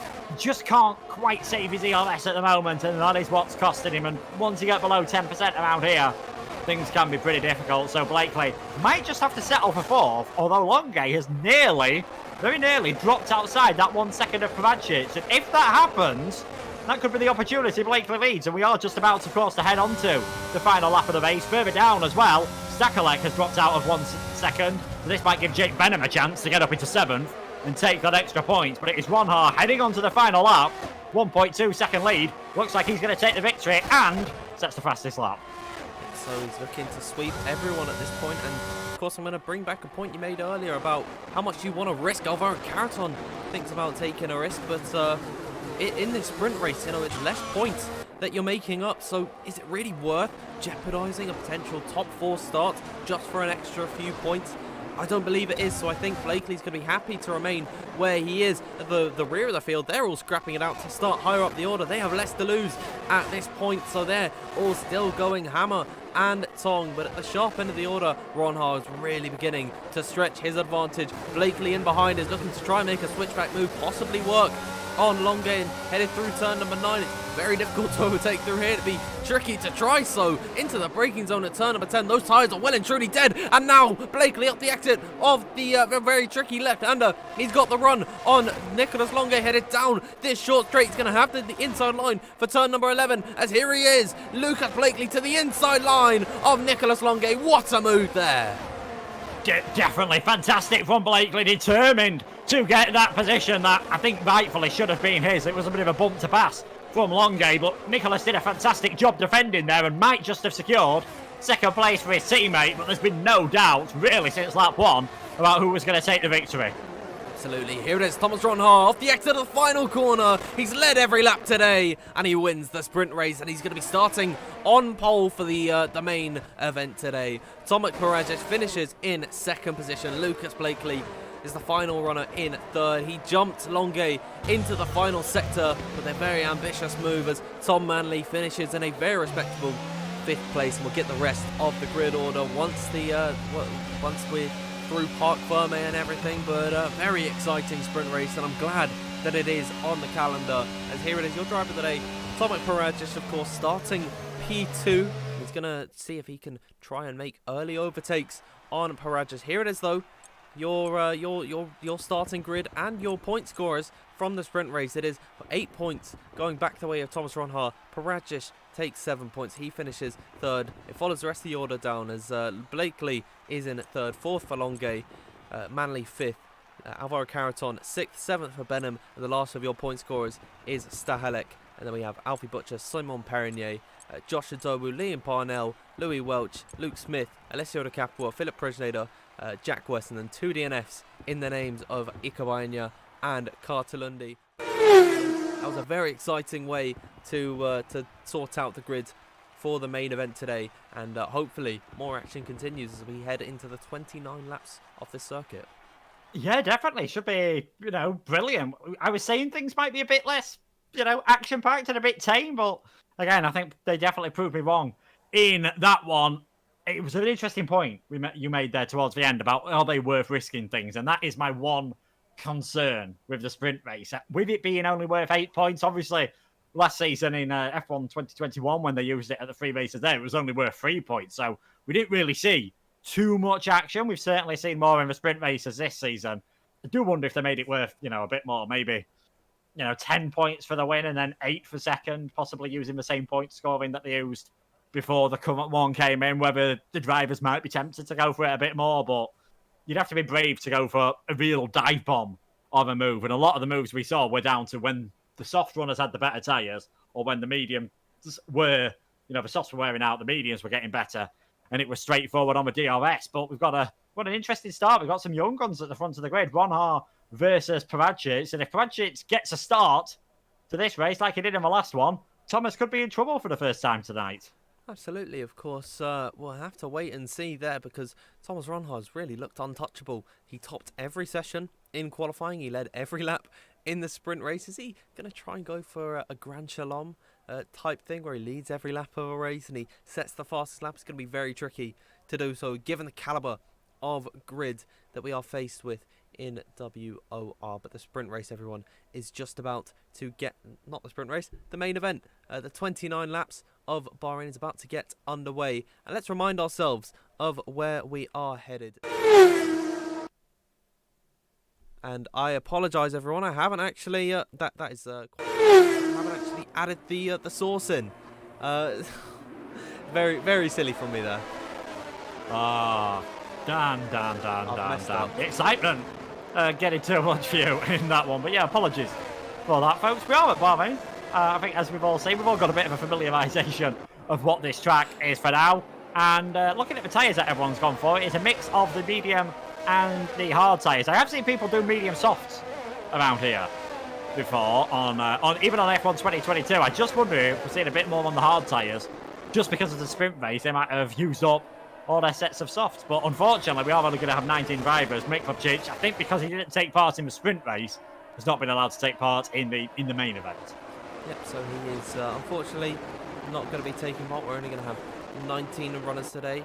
Here you can see the tyres on the screen on the left-hand side. Tomac Paragic, Nicolas Longue, Piotr Stahelek and Alessio De Capua have all opted to go for the hard compound of tyre, so they're sacrificing grip at the beginning of the race, and they're looking for longevity here, as we've got 29 laps ahead of us here. And I'm going to throw the question to everyone in the live chat: who is coming up on top today? And Luke, I'm going to ask you the same thing. Who is your race winner early on? I mean, it's a boring prediction choice, but given the fact that he was fastest in Q1 and Q2 and Q3 and the sprint race, I think you've got to go for Thomas Ronhaar. The one thing that might cost him is whether he can make, if he can make medium soft work, I think he's got no problem. If he has to go medium hard, the warm-up on the hard tyres around here is actually pretty dreadful once you come out of the pits, and that could end up costing him. But I'm going to go for Ronhaar to take the victory, and I'm going to go for, I'm going to go for Nico Longue to finish in second and Paragic third. So we've got a double Alfa Romeo podium and a Hasp win prediction from Luke. And we're about to see, as we saw an awful camera angle last start, and I'm afraid it's going to be the exact same here, as hopefully the F1 game and EA decide to fix that, and we can get in contact with some representative over there. But Cartelundi, the last driver, pulling in to his grid slot. It's all full silent on the track. The lights coming on as here we are getting ready for the race here in Bahrain, and we are underway for round number 2. And once again, a fantastic launch for Lucas Blakely. He's going to draw alongside Thomas Ronald, headed in towards the first corner, as where can they fire themselves out? In towards the braking zone they go. It is Blakely to the inside of Thomas Ronald. He makes that move stick in superior fashion, as the Dutchman has been caught lacking as Longue's off the circuit. He goes straight on, as we got a little bit of decent going on here, unless that really is Alfie Butcher already up into 4th, as Jake Benham tries to find a way down the inside of the AlphaTauri driver, heading now down in towards the second sector they go. At the very front of the order, it is Lucas Blakely leading from Thomas Ronald, Paragic in 3rd, and Alfie Butcher defending from Jake Benham in 4th. Yeah, those two locked wheels coming through that SS section at 5, 6 and 7, so they've dropped back. We've got a yellow flag further back. That is Simon Perrinier, who has dropped down the order. Josh Adobu's had a nightmare start again, so he drops down the order as well. It has not gone well for him, and now Jack West having a bit of an issue there. Order frustration from the sprint race has sort of just come out here in the first lap, but Lucas Blakely with an absolutely stonking start once again from the Scotsman. He is into the lane of the race, and we'll just see what he can do. He spent the entire race last time, apart from the final lap, it seemed defending from everyone. Well, yeah, defending from everyone else. We'll see what he can do now, doing that without any DRS. Seeing a lot of comments about the audio. That is not on my part. That is just a glitch in this game, and it's almost unbearable to deal with. And I honestly think I might have to just leave the lobby. I want some Luke maybe in the live chat, Luke Humphries that is, to try and give confirmation, as here's Alvaro Caratom. He just can't go on board with any of them because the audio is that terrible, as headed in towards the braking zone and into turn number 4, turn number 3 it is Alvaro Caratom up the inside of Benham, and he makes that move sticks, and there it is, he's up into 5th place. Now he's going to be tracking down Alfie Butcher, as Liam Parnell's trying to make a move on to Capua in behind, into the braking zone they go. Oh dear, he's made that move stick there. And of course, the Capua on the harder tyres. He's actually going to make the move on the exit at the corner. So fantastic work from Alessio there. But Liam Parnell's going to come back at him towards the outside. Really being forced to the extremities of this circuit. And already, Luke, hard racing.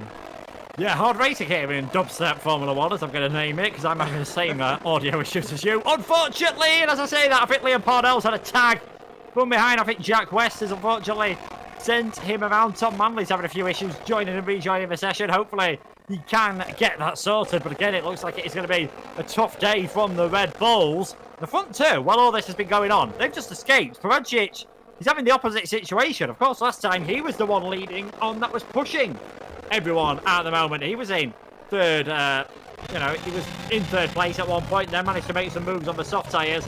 Now he's just going to try and defend from everyone else, and I think Alfie Butcher is going to be able to get past him sooner rather than later. And yeah, Butcher just streaks away before the DRS is even activated. I'm getting confirmation that I can restart if I want to, so I think I'm gonna leave the session and restart my game. I'll bring you back over to the intermission scene. And Luke, you're still in the lobby. Please give us some radio commentary. Yes, so at the moment, Blakely and Monhard just doing what they need to do at the front of this race. Half a second is the gap between both of them as they make their way through the first sector. No one's had any real major issues at the start of this race, and no one, thankfully, has had to dive their way into the pits. We'll see whether Butcher can close up now that he is free from Tomek Paragic. Yeah, fantastic start there from Alfie Butcher.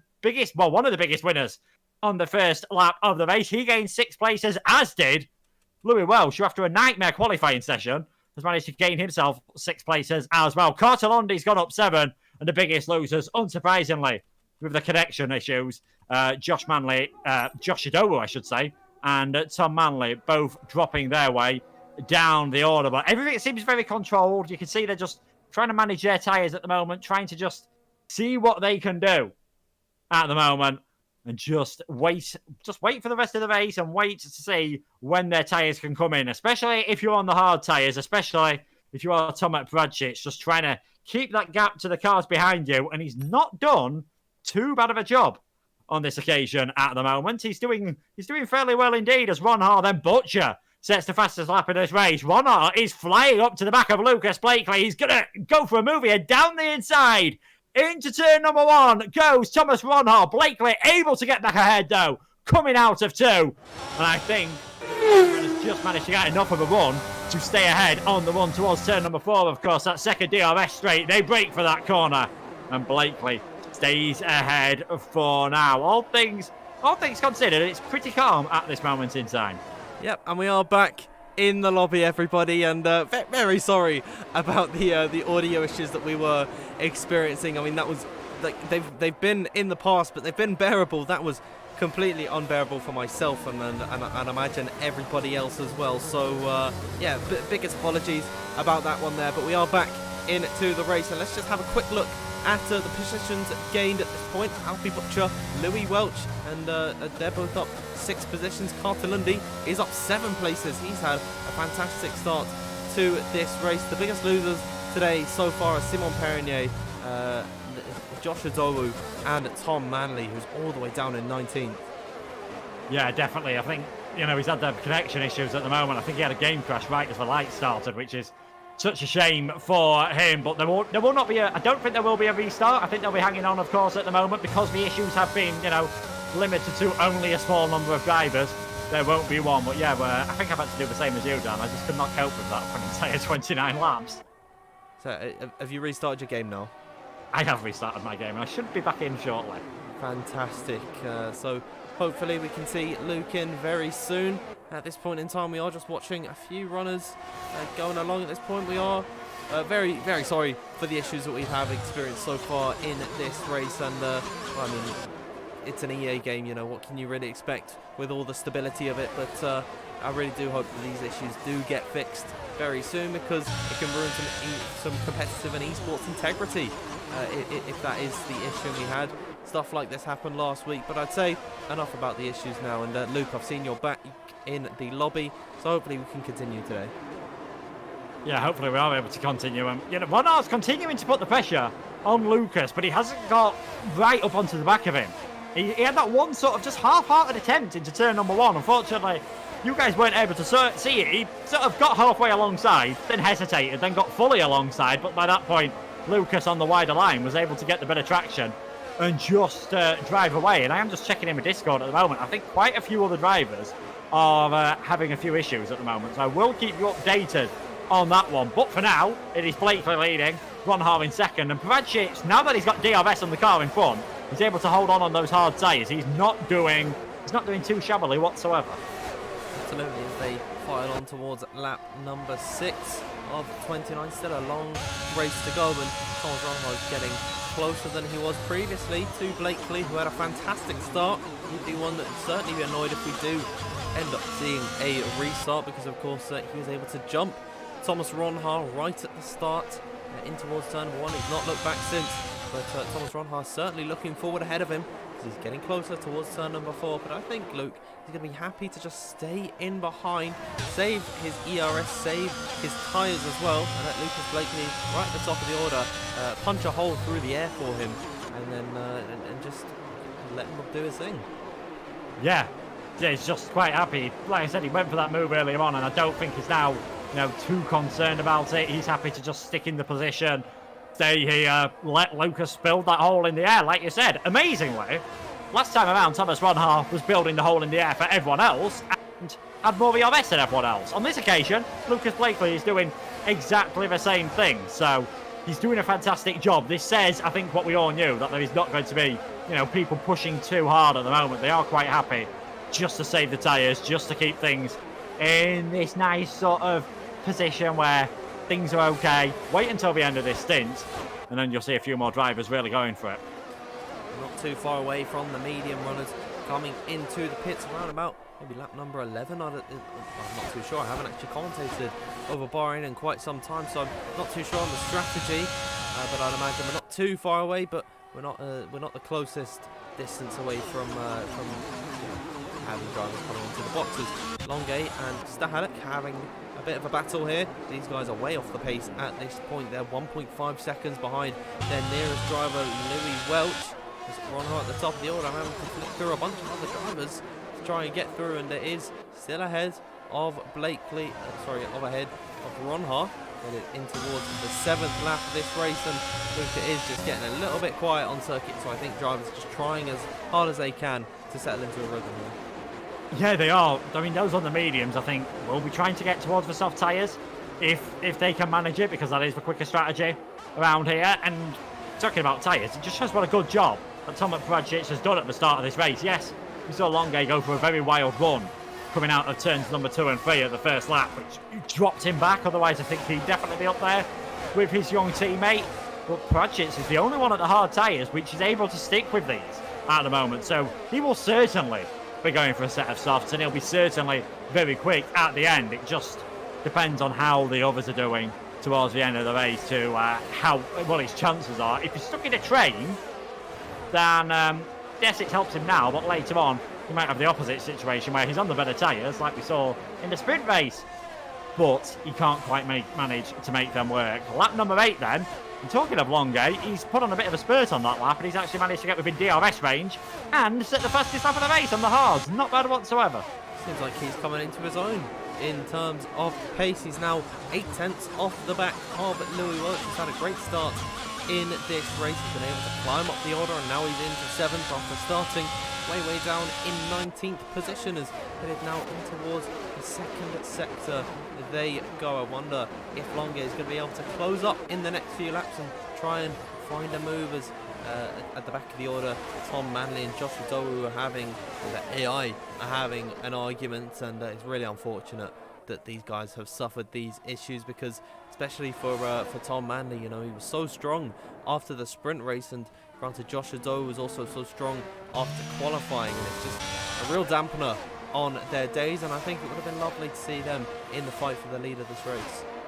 Yeah, it's a shame they've not been able to get into the session. I think if the issue would have been raised, you know, maybe a lap or 2 earlier, they might have had a chance of getting a restart, but I think with all the audio issues that were happening, that sort of took priority for a few drivers. But yeah, such a shame that they've not been able to rejoin the session by the looks of things. And for Josh, he's been feeling so good after that qualifying session, you know, managed to get himself up in towards, you know, 2nd place in qualifying, had a bad sprint race, recovered to 9th, and then it's all just gone wrong for him here. And, you know, they're putting a lot of work, and for no fault of his own, he's going to get absolutely no reward.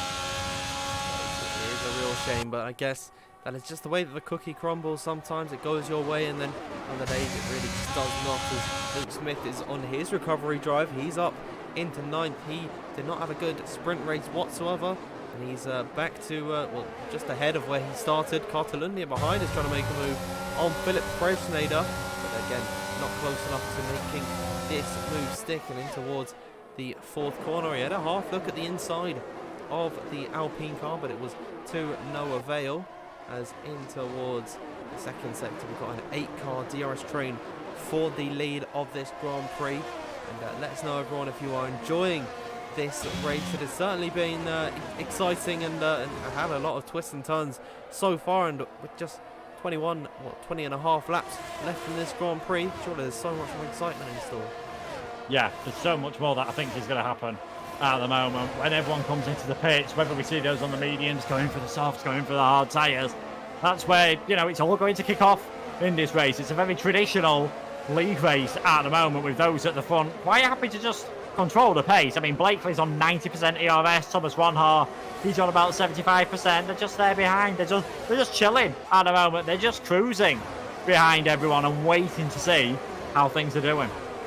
Absolutely, as Thomas Ronhar, he looked a lot closer than he actually was on that rear view shot of his Haas, but it wasn't nowhere near enough to try and make a move, unless he goes for a suicide dive bomb, which of course he's not going to try and do. It's still a very long race ahead of them, as Philip Presneder gets by on Piotr Stahalek, which is surprising actually, because those hards should be in better working condition than the mediums at this point, but it has not formed out that way. And I wonder if Tomek Pradžić from his set of the hards is going to be struggling for pace, but I don't think so, because he has been very consistent at this point. And Luke, given that he's on this alternate strategy, he's going to have the better tyres towards the end of the race. He's certainly in a great position and for a potential win today. Yeah, it is. A lot's going to depend on what the 3 cars in front of him do, because if we say they're all going to come into the pits and go for the soft tyres, they are going to be so much faster than Paradzic, so he might as well. You know, if he waits 1 lap longer, yes, he'll get the advantage of the soft tyres, but he'll probably be outside of the DRS range, so I'm not sure how much these hard tyres are going to gain anything for him, and whether he'll be better off, you know, trying to save a bit of ERS at the moment and going for it more the end of this stint, where he is going to have definitely better tyres than those cars around him. But it's an intriguing situation that we're in at the moment. Welsh has dropped off the back of this train a bit at the moment, so whether we're going to see Nicholas Longuet be able to challenge him, but he's not exactly looking too healthy on his ERS position. Lap 10 of the main race, we saw a bit more action in the sprints, but I think everyone knows here they've still got the pit stops, they've still got all the strategies to play out themselves with 19 laps to go, as Longuet is closing on the back of Louis Welsh. It's going to be a straightforward pass for the reigning champion. He's up into 7th.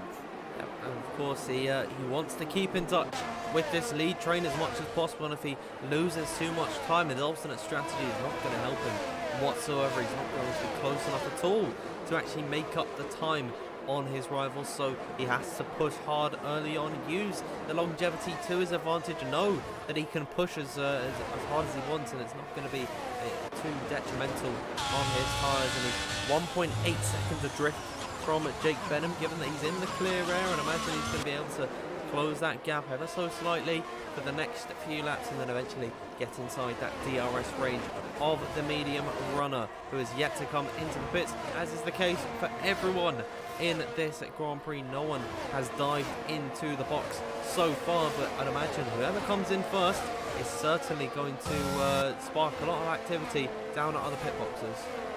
Yeah, it is. Similar to what we said in qualifying. Once one car does it, everyone sort of follows in.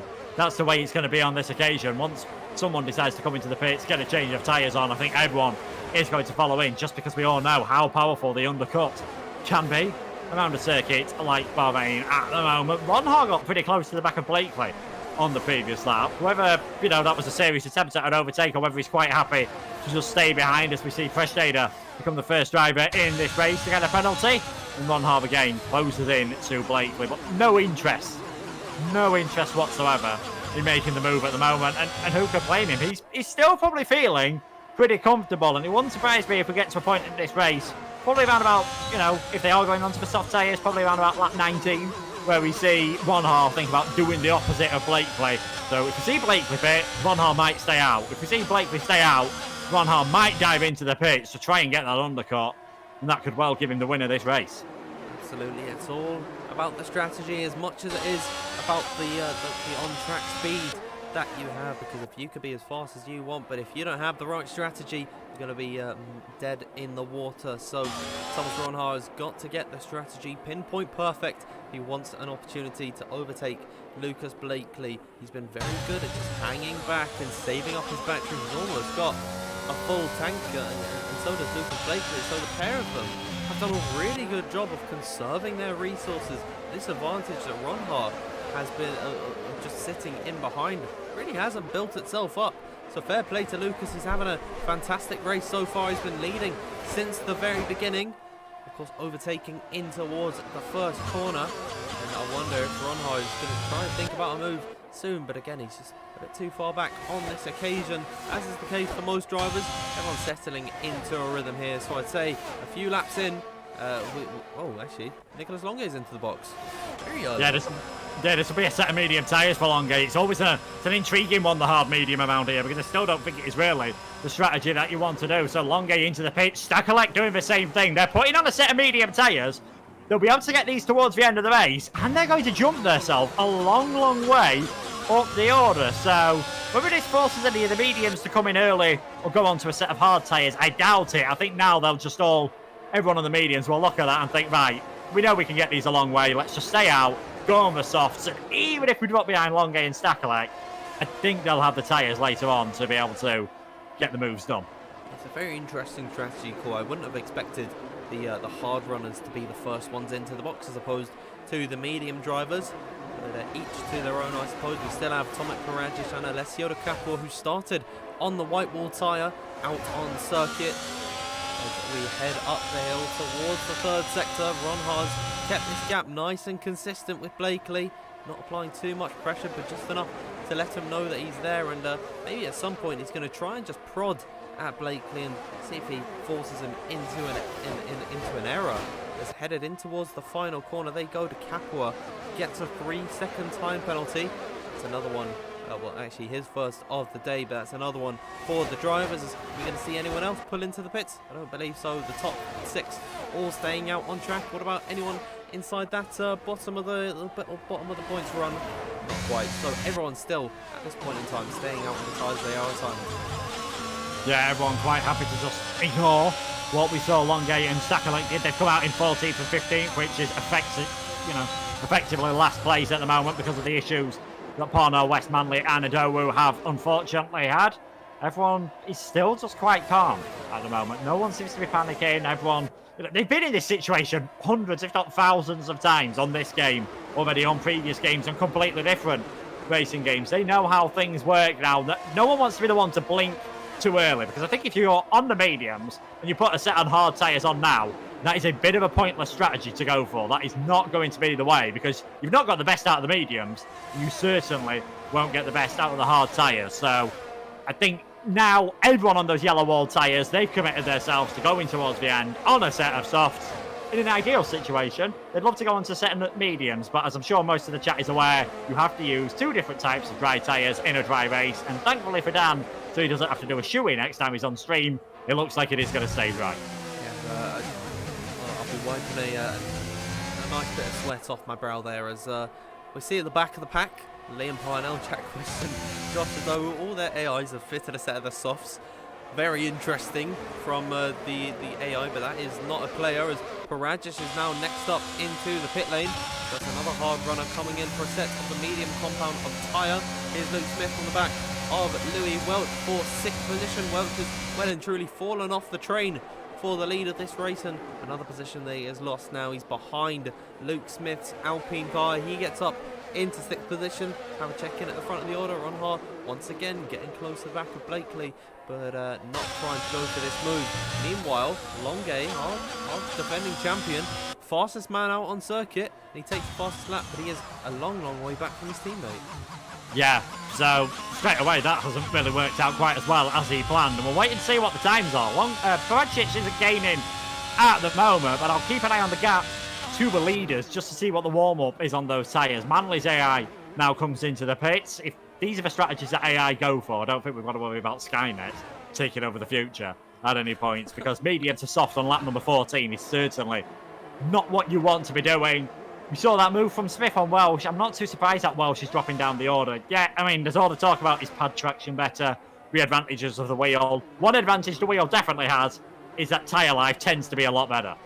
Yeah, Louis Welch's tyres are not going to be in a great condition, but he certainly does like this circuit. Remember, back in PSL season 26, he got 1 point. One point scoring position in one race. It was around Bahrain, and he won that Grand Prix. So he certainly is a fan of this track, but he's not having a good time now as Ronha makes a move for the lead of the race on Lucas Blakely. We missed that part of the overtake, but he has gotten by. And I wonder, though, who is going to get the benefit of the DRS down this short straight. It is going to be Lucas Blakely. Can he re-overtake and challenge the Dutchman into the braking zone? I don't believe so. And if he wanted to, he would have fought that one a little bit harder. So I'd say that he was quite happy to let Ronha go through. Yeah, not that bothered at the moment, is he, Blakely? Just first time Longay's really, well, first time Ronha, I should say, he's really got close enough to make that stick. I know he made an attempt earlier on, but that was a bit more half-hearted. That time he went for it, he's got the lead, and he seems to be trying to, I was saying he seems to be trying to burn through his ERS, but he's actually just got the pace at the moment to build a 6/10 of a second gap over Lucas Blakely, which is not something you see too many drivers do. Even in esports, we've not seen too many manage to pull away from Blakely at this rate of knots, so it's a very impressive performance once again from Ronha. He's now into the lead, and we'll see how much he's able to control things, and we'll see how Blakely does behind him, whether he is going to just sit behind or whether he's going to try and retake that lead of the race and just try to control things from the front. But I don't think he's going to be too bothered about that at the moment. Further back, we saw Presneda get ahead of Welsh. So the reserving the Alpine, he is now up into 7th place. That's Welsh dropping into 8th, and I'd imagine it might not be too long before the Capua gets ahead of him as well. Absolutely, of course, the two Ferraris in a points-paying position. They're certainly doing better than what they did last time, as Jake Benham is the first of the medium runners to come into the pits. And what is it going to be? It's going to be a set of the soft compound of tyre for the Englishman. So where is he going to file out in comparison to Paragic and Longue, whose tyres have now officially, I'd say, come up to temperature? They're putting down the start-finish straight now, just crossing the line. Jake Benham, I believe, is going to come out just ahead of them here, actually, as here he is off the exit of the pit lane, and he is indeed at the braking zone ahead of Paragic. But of course, with the warm-up, it is a lot worse when you just come out the pit lane, and the difference in grip is going to be surmountable, as here is Paragic to the outside line. A healthy dosage of DRS, he pulls ahead of Jake Benham, but once those softs come up to temperature, he is going to be in a fantastic position to overtake. But Luke, now that Jake has pit, surely that's going to spark some activity down at the other pit boxes. It is, and I hope Jake's done this strategy before. I'm certain he has done, but 13 laps on a set of soft tyres around Bahrain just strikes me as a bit risky, if I'm being perfectly honest. He's got to be gentle in these early stages, but he's going to want to keep Paragic in range. It was almost instantly broken outside of that DRS range. Not quite done it, I don't think, at the detection point. Benham, thankfully for him, was just able to stay within a second. If he loses out, he might be in a bit of trouble with Longue here, who, you know, I don't think they're in a net 3rd place at the moment. They are 11th, 12th and 13th, and we'll see how things pan out with all the pit stops. But that is an aggressive strategy from Benham, and out of those up ahead, it's only Butcher, who was, you know, the closest driver to Jake Benham, who has reacted. So Alfie Butcher into the pits. The Capua gets a 5-second penalty for speeding in the pit lane. It's been a nightmare lap for Ferrari. Louis Welsh also had a spin on that lap as well, dropped him further down the order. A few more drivers coming in to put a set of the soft tyres, and we'll see where the Alfa Romeos and the Mercedes of Jake Benham are relative to Alfie Butcher at the end of the pit lane. Alfie's coming out now, and he's still pretty far clear of them. I think he might just hold on to this place. It's all going to depend on the warm-up. Benham gets back ahead of Paragic, and can the Alfa Romeo fight back? Yeah, here they are now up the hill. Paragic is going to have the DRS, to the luxury that Jake Benham does not have, but he's not going to try and go for the late dive bomb up the inside. No, he has to hang back. Alfie Butcher's going to have to warm up his tyres, and that's why we saw him weaving around the track, as Jake Benham's really going to be applying the pressure headed in towards turn 8, looking up the inside line. The warmer soft tyres are going to work to full effect. There was a bit of contact. Paragic went into the back of Alfie Butcher, it looked like there, and now he's just about managed to stay ahead of the Alfa Romeo driver. We saw as well Louis Welch retiring in the pit lane. He actually double stacked, I believe, behind his teammate, and so his day was done. And it is a real shame for the Padman, because he was having such a good race until that point. As we'll see if any of the leaders are coming in. Blakely's in.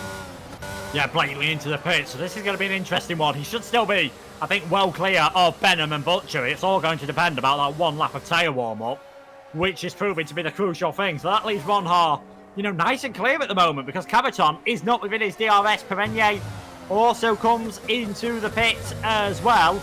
Jake Benham, the lead car of everyone that has pitted for now.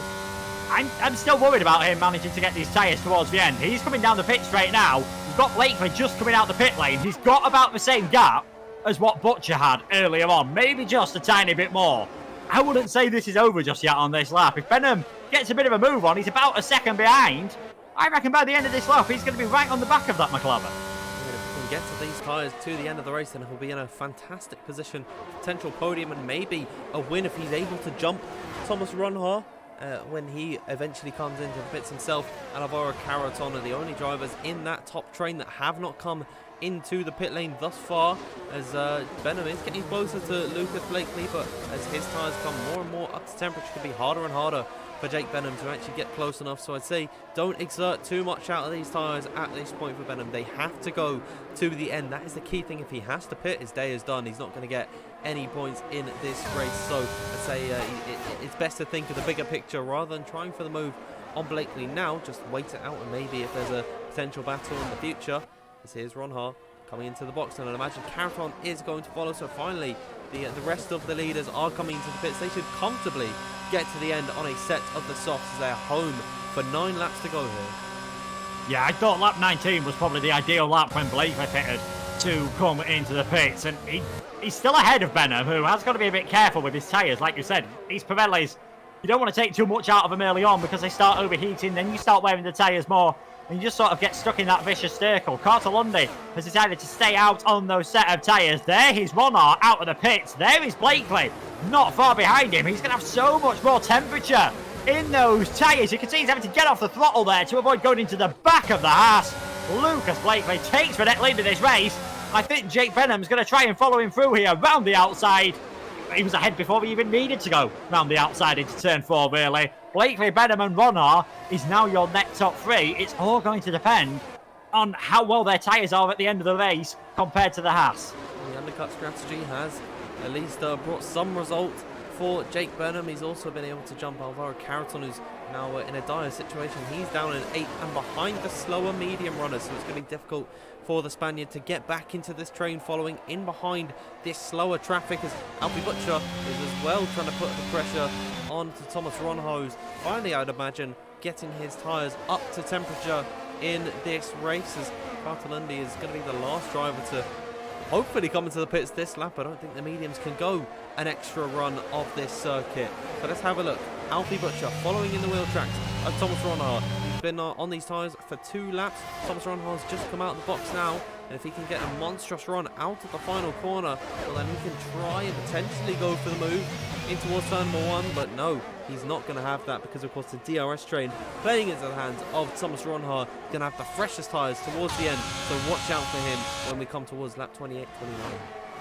Yeah, he's definitely going to be one to watch out for. I'm interested to see how Blakely's straight line pace is earlier, because earlier on in the race, well, in the sprint even, when he was up against Longuet was able to pull away, which I think might have partly been down to the fact that Longuet had a tiny bit more BOS than the McLaren. But if Blakely's got a car here that's a bit faster through the corners, yes, he'll pull away in this middle sector, but if Benham can get close enough and Ronhar, that could make things tough for him later on. It's all calmed down again now. I think they're all just thinking about making sure their tyres can definitely get to the end, especially if your name is Jake or Alfie. If you're Lucas or Thomas, you can probably afford to be a bit more attacking and a bit more aggressive in these early stages. And the strategy has definitely not worked out for Tom at Bradsheets. He's behind Alfie, behind Jake. He's on those medium tyres. He's going to lose out to Alvaro Carreton, and it wouldn't surprise me if even Freshneda could catch up to him in the latter stages of this race.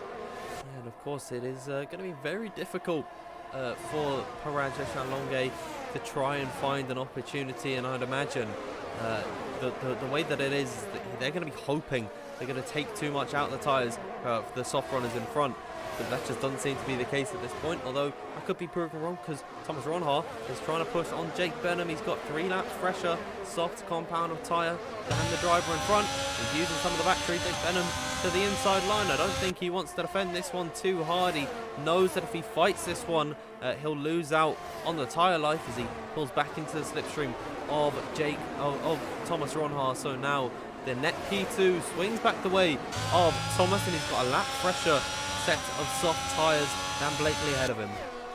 Yeah, he has got a lap fresher tyre, so, around here, that's probably going to be, a good few percent, 6-7%. That's going to make a major difference at the end of the race. Baena gets a penalty and spins at the same time, so double jeopardy for the Spaniard reserving in the Aston Martin. He drops down 14th place. Any slim chance he had of getting a point has unfortunately gone out of the window. Carter-Lundy, we haven't mentioned, he's still leading this race at the moment on that set of mediums. I think I'm praying and hoping that a safety car somehow happens to give him a chance to put on a fresh set of tyres, and even if it did, he's still going to drop a reasonable way down the order, but he was a long way down. I don't think he was really getting any points today, so he's tried something different. He shows how good the mediums are around here, that they've managed to go 22 laps, and he's not got a puncture at the moment. So Carter clearly doing a good job on tyre management, and a bit like the previous lap, Thomas Ronhar looking very racy as he enters the final sector. Absolutely. I think Carter-Lundy's just stat padding laps led here.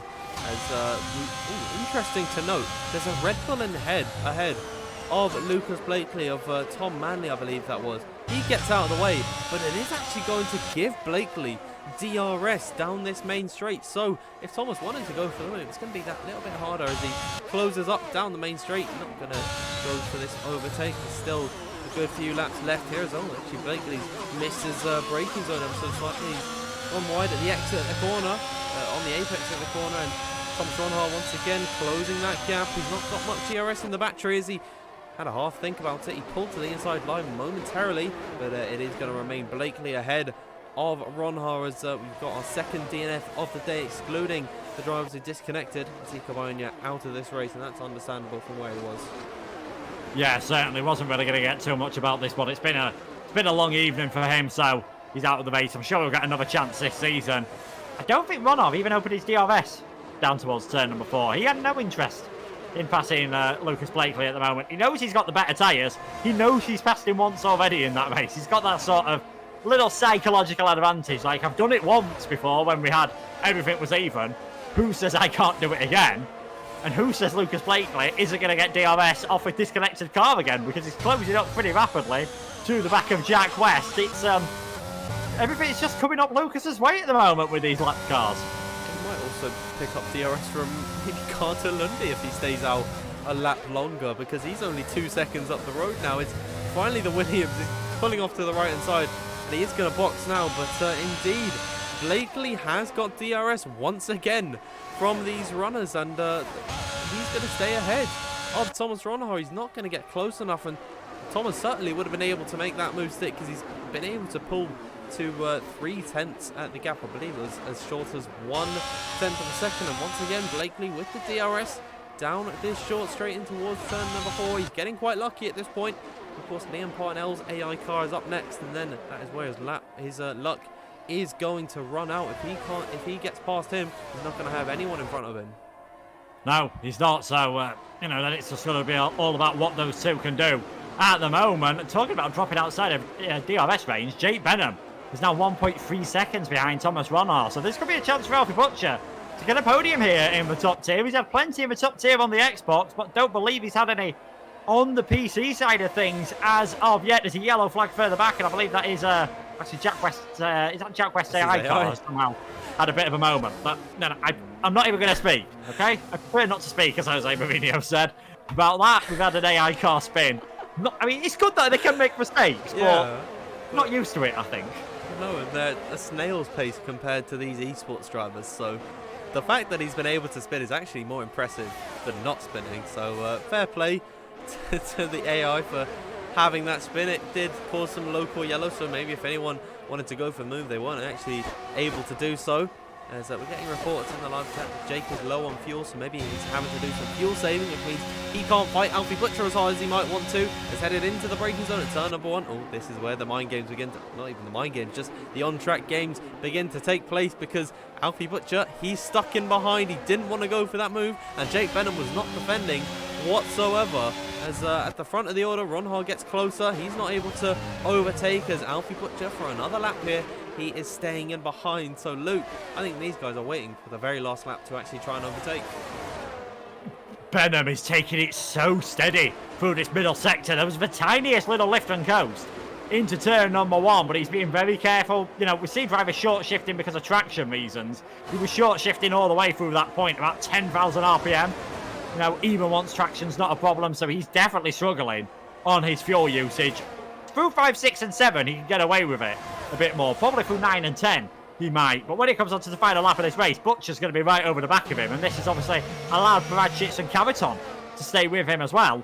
And Longay's another one who just seems to be in a bit of no man's land at the moment, does Longay. So just looking through the game at the moment, Benham's not got a fuel light on my screen, but I wonder if he's using more than he was predicted to use, and he's below 0.1 at the moment, and just making sure that he has got enough to get him towards the end of the race. If he has to lift and coast anymore, I can't see him keeping Butcher, Paradchits or Cavaton behind him. We'll see if Alfie Butcher tries to go for an overtake this time. As he gets closer, he's not using any of the battery.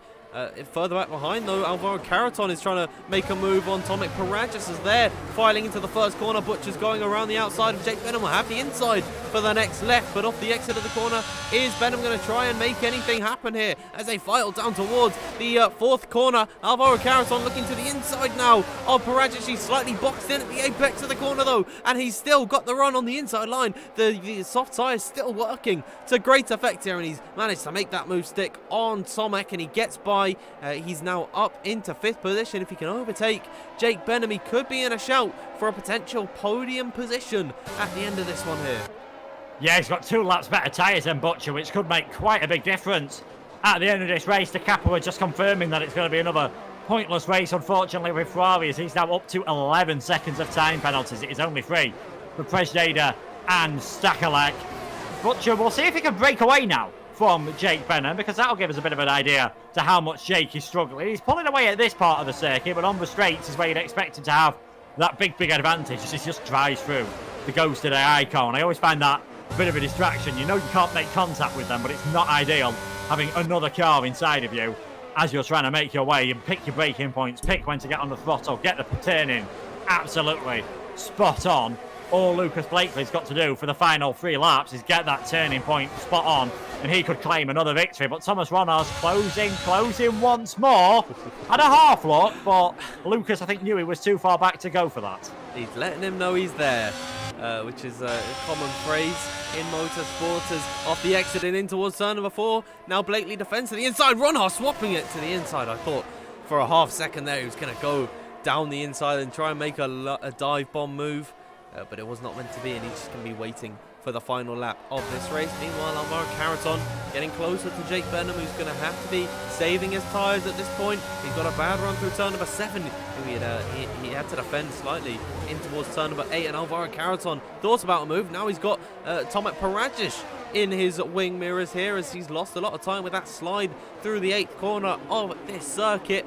And now those mediums definitely going to be phasing in. Still not going to be in a great condition by any means, but still I'd say faster at this point, or at least on equal pace to the softs. And towards the end of the Grand Prix, we could still see Tomek Paradzic try and make a move as, oh dear, it's Lucas Blakely and Ronhar having another scrap here. That was tactical. Blakely was nowhere near the racing line coming through turn number 13. It was almost like he was letting a car lap him through there. He wants to be in second place. He wants to have the DRS here. We'll see if that's a bit of a mistake. They're both on very similar level of DRS at the moment, as Ronhar in the middle of the road trying to wait and see which way Blakely's going to go. Blakely to the inside, Ronhar to the outside, and Lucas retakes the lead of this race. So these two are going to be practically stopping on the next lap, on this lap, to try and ensure the other one has the DRS. We'll wait and see. Absolutely, as Thomas Ronhar's going to have another look down the inside. Not quite, though. And so Lucas Blakely, he played that tactic. I'd imagine he's going to do it next time by as well. We are headed on towards the penultimate lap of this race. It's been a tumultuous ride here in WOR. It's certainly it's been a very long evening for all these drivers, probably getting very hot and sweaty in their rigs as well. So it's really just been an endurance today, but these two have prevailed, and they've made the best of these tricky conditions, because they're leading now to begin at the final lap of this race. And we'll see, are either of them going to back off? I just don't know at this point, Luke. I don't either. I've noticed on this occasion, though, Blakely's a bit lower on his ERS, and it was at this point of the track last time where he just sort of went towards that inside line. Is not doing it on this occasion. Stakalek has a spin from 12th position, so he's a long way down on this one. And yeah, I think already Blakely, trying to build up a bit of a gap. They're both using a lot of ERS, so this could be a straight drag race, and it could all depend on how good of a run Blakely gets out of the final corner. He has got a better one, and they are trying to cut it fine at the moment. Who's it going to be? Ronhar and Blakely down towards turn number 1. Ronhar's got the momentum. Blakely's got the inside line. Ronhar does the switch back. Down the inside he goes. In towards turn number 1. They're wheel to wheel. Who's going to come out ahead of this one? It's Ronhar for now, and he's got the DRS down the next straight. Oh, really, really well worked from Thomas Ronhar here, but Blakely is going to have an opportunity, not into turn number 4, but potentially down towards turn number 11. These two have nothing left in the battery. Their tyres are going to be completely off the cliff at this point, and they're going to be so low on fuel. It is really just about surviving to the end and seeing who comes out on top, as Thomas Ronhar, he is now ahead of Blakely. A really well worked move, as we got yellow flags further back behind. I think that's Jake Benham having it off his tyres, because well and truly going to be dead at this point. But here it is. I just don't think, Luke, that Lucas Blakely is close enough to the rear of Thomas Ronhar, who just has to navigate the final sector at this point in towards now turn number 13, the final, well, the penultimate braking zone around this track. Blakely, fair play to him. He gave everything today, but it is Thomas Ronhaar. He topped every qualifying session. He won the sprint race, and now through the final corner, he traverses off the exit here. He knows Blakely can't catch him, and to cross the line, it is going to be Thomas Ronhaar on top in Bahrain. A fantastic performance from the Dutchman ahead of Lucas Blakely. Alfie Butcher ends up in third. Parajic ended fourth. Fifth for Longue. Sixth for Caraton. Luke Smith was in seventh. Eighth for Benham. Ninth for Simon Perigny. And then 10th is Philip Presneder. But how about that for Thomas Ronhaar winning it all today? Yeah, fantastic job by Ronhaar, and I agree with those in the chat. You know, like Smithy said, what a switchback that was from Blakely. As I was saying, Blakely's got the inside line. He moved over a bit. There was a car's width. Ronhaar shot in that gap, got the move done, and crucially, was still behind at the detection point, and I think that's what made all the difference in the end. Would have been interesting if it was the other way around, but Ronhaar, won every single session. He'll be delighted with that one. Blakely in second place, though, with Benham having a bit of a bad race, extends his championship lead. Absolutely, what a way to end. That was a really tantalising battle right at the death of it. Carter Lundy's your driver of the day. I mean, he made up the most positions out of anyone, but fair play to him. To everyone in the live chat, let us know who your driver of the day is. I think it has to go the way of Thomas Ronhaar. I mean, what a performance from Luke. Why did I say Luke? From Thomas. I mean, it was a fantastic and well-worked victory. Yeah, definitely. It just did a brilliant job. Didn't panic at any point, and similar to what we saw in the first stint, he waited a bit later on. Once he made the move, though, it was decisive, and very interesting that tactic by Lucas to slow down and let Ronhaar take the lead of this race. I wonder if he'd have done that the lap after, lap 28, if he'd have tried that rather than lap 27. Would we be seeing 2 wins in a row for Lucas? But it is Ronhaar who took the victory. Lucas Blakely in second. And in the end, it was Alfie Butcher recovering from no points in the sprint race to take third in the main event. That's a really respectable result from him today. And I'd say that the young Englishman is going to be very happy. But at the end of it all, of course, we have the total tally of points as being the actual results. So Ronhaar is overall the victor today with 33 points. Lucas Blakely's second. You know what? I'll just do the race results. It's Thomas Ronhaar taking the win today. Lucas Blakely second. Third for Alfie Butcher. Fourth for Parajic. Longue ended fifth. Alvaro Caraton sixth. Seventh for Smith. Benham in eighth. Ninth for Perigny. Presneder for final point score. And then we had Stahalek, Lundy, De Capua, Parnell, Manley, West, Idowu. And then your 2 DNFs today, Ikabanya and Louis Welch. But that brings us to the end of what was a fantastic Bahrain race with the addition of the sprint race. I mean, Luke, that was some fantastic action today. Yeah, it was. I mean, we've already spoken quite a lot about the sprint race, very close racing and all that one, and that main race went the way we expected, really, in terms of how everyone was battling with the strategy. It turns out medium soft was the way to go. I mean, Parajic's managing to hold on to still a very good result. I think 4th place alongside Longue in 5th, trying something different with that hard medium one. And Jake, I don't know whether his tyres went at the end. I believe we're hearing in the chat he may have had a puncture, whether that came before or after the contact. I think he did lose out in the end to Luke Smith, so dropped a long way down the order. Just tried a bit too much, probably, on those soft tyres. Ronhaar and Blakely, managed things to perfection there. Managed to build that bit of a gap. And then Thomas obviously doing a fantastic job to claim his first win of the season at a track last year where he didn't even get any points. So he'll be delighted with how things have gone tonight. Absolutely. It was a really well-worked victory, and he just looked in control for so much of the evening today. I mean, he topped every session in qualifying, which, of course, it doesn't matter unless it's Q3, but even so, that is just such a fantastic thing to do. And then, of course, he led every lap in the sprint race too. I mean, he just looked so in control and dominant today. But, of course, we do have to talk about the other drivers too. Lucas Blakely had a fantastic race and was able to challenge Ronhaar throughout the entirety of it. It wasn't a dominant performance by any means, but it was certainly the strongest of anyone today. Yeah, definitely. I mean, like I said, Ronhaar just had that little bit of an edge, but it looked at points like Blakely might have called things right. Did that very smart little tactic, possibly a lap too early on, and recovered well from what looked like, at one point, didn't look like the sprint race was going too well for Lucas. Let's not forget. We might be able to ask him a bit more about that in the interviews, but he was dropping down the order compared to some of the other drivers. And Alfie Butcher, didn't have a fantastic sprint race. Brilliant start. I think he gained 6 positions at the start of that main race and then managed things expertly. Jake was having problems with tyres and fuel, and Alfie did a supreme job for, like I said, his first top-tier podium on the PC platform. He could be a bit of a dark horse this season, I think, Mr. Butcher. Absolutely. I mean, he's been really strong since he debuted last season. I can't remember what. I think it was Imola was his first race, and he was right on the pace straight away. He's a very competent driver, and I really do look forward to seeing what he can do, and hopefully we can hear from him in the interviews. Is there anyone in the waiting room as of yet? Yes, we've got our race winner, Thomas. We've also got Alfie Butcher.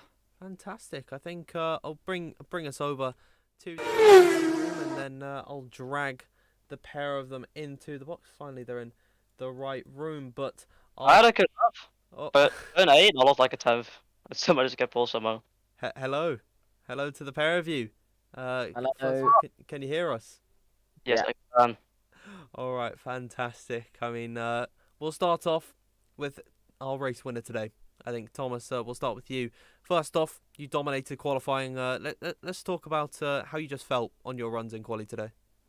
Yeah, going to quali, I was feeling more confident than ever in qualifying. Pace was looking extremely good. So going to qualifying, I was pretty confident at the pace for pole. Managed to put the lap together and get on pole for the sprint. Yeah, sprint also went really well. Was just driving in front, managing my ERS, defending of Lucas. He was pretty close behind, saving ERS, but managed to held him off to get the real pole for the actual future race. And then yeah, the actual race had a pretty horrible start. So Lucas managed to get me into turn 1. And yeah, from there on, it was just, again, saving ERS, saving tyres until, the last pit stops around lap 18 to 20. I always knew that the overcut was going to be the better one because, cold tyres and doing the outlap and battling is, going to lose you a lot of time. So staying those extra, lap out on the mediums helped me definitely at the end. Yeah, Lucas and then tried to lap 27 to get the DRS. But yeah, I knew what he was doing, so GG to him. And yeah. Of course, this was the first race of the season where we had the sprint race. Of course, there's going to be 3 of them on the calendar. Let's hear your thoughts about that being on a feature of WR in season 13. I think it's a pretty good feature. I liked it. No one has ever tried it, so it's new for everybody. So it's a new challenge. So yeah, in my opinion, it's a good future to be in league racing, definitely. Absolutely. I mean, I'm really looking forward to seeing more of it. But next week we head to Miami, a new track on the F1 games. And how are you feeling around there with some early practice laps that you might have done? Is the pace good there? No. I don't like the track. It's a pretty one of my worst tracks probably, especially the very slow chicane. It's just deadly, especially in the races. Not my liking, but we'll see in the next couple of days how it panned out. Yeah, I mean, I'm hoping the best for you for that race, and Thank you. we'll let you get away. Congratulations once again Yes. on your win. It was a really well worked victory, and Thomas Ronhar, everybody. Thank you, guys. Right, so that was our race winners interview. We'll head over next to the man who finished in P3. And Luke, how about you take us through the interview with Alfie? Yeah, well done. Congratulations, Alfie. First podium in the top tier of PC. Tell us about the start of that race, because you started from, I think, just inside the top 10 and was able to take advantage of a bit of carnage into turn 1. Yeah, well, the sprint race didn't really go to plan due to getting damage off an unfortunate incident. So the best result for me was to get 9th, which I was quite happy with at the time, getting in 2 positions from the full quali session. Yeah, going into turn 1, I always knew that the outside line will obviously open up for me out around the corner. There's a lot of space around there. And yeah, that worked really well. There was a lot of carnage down the inside. Obviously a little bit of luck along the way, but yeah, it worked nicely. Yeah, so sometimes it's better to be lucky than good, and you were certainly both of those tonight. Was it slightly different preparing to normal, having the sprint race? Obviously, we've always heard from Thomas, it's not something that too many people have done. Do you have to change your approach and change your strategy slightly? Yeah, if I'm honest, well, I didn't do too much, well, if any, sprint race practice, but obviously you only get the 3 sets of soft tires in Q1 and 2, and then you get in the third session of quali, you get an extra set. So yeah, having that one less tire is obviously makes it harder to get through to the next qualifying session. So it is a bit more of a challenge. Yeah, certainly. And heading into next week, something which could definitely be a challenge, a new track to F1 games, a new track to WOR. How are you feeling ahead of the Miami Grand Prix? If I'm honest, I'm not too sure. I don't really have much of an indication at the minute. Obviously, I'll be starting practicing over the week, but yeah, hopefully I can get another good result. Yeah, well, who knows what tonight could lead to. Congratulations on the podium. I'll let you head off, Alfie. Thank you. So that brings us to the end of what has been a fantastic racing here in WOR, and thank you everyone for joining us in that one. It was eventually Thomas Ronhard becoming the victor in both the sprint race and the main event feature race. Next week, we are headed to Miami, as you can see on your screens, new to the F1 games and could bring some shock results. I believe, Luke, that is everything that we need to talk about today, unless there's anything last minute here. No, certainly not. No last minute drivers popping into the interview this time around. Just, yeah, definitely, enjoyed the sprint race. I think a lot of the drivers will be glad it's not something that happens every week, but it does just add that little element that they've got to get used to. And Miami, a brand new track, a very, very interesting circuit, not the easiest to overtake on. Could well be one where qualifying is super important. Absolutely, and we look forward to that event. Unfortunately, I won't be here, and you're gonna have Luke on his lonesome. I believe he'll probably have someone joining him in the commentary box. And if you're gonna miss me too much, you can find me on Twitter. Is DanFieldF1_, and make sure you check out Luke on his socials at Luke Etheridge 95. But from us, I believe that is everything today. Make sure you follow WOR on Twitter. It is WOR League. That is the tag. And subscribe to our YouTube channel. And make sure you check out the Discord link that is in the description. But from us today, it is thank you and good night. Stay safe, everybody.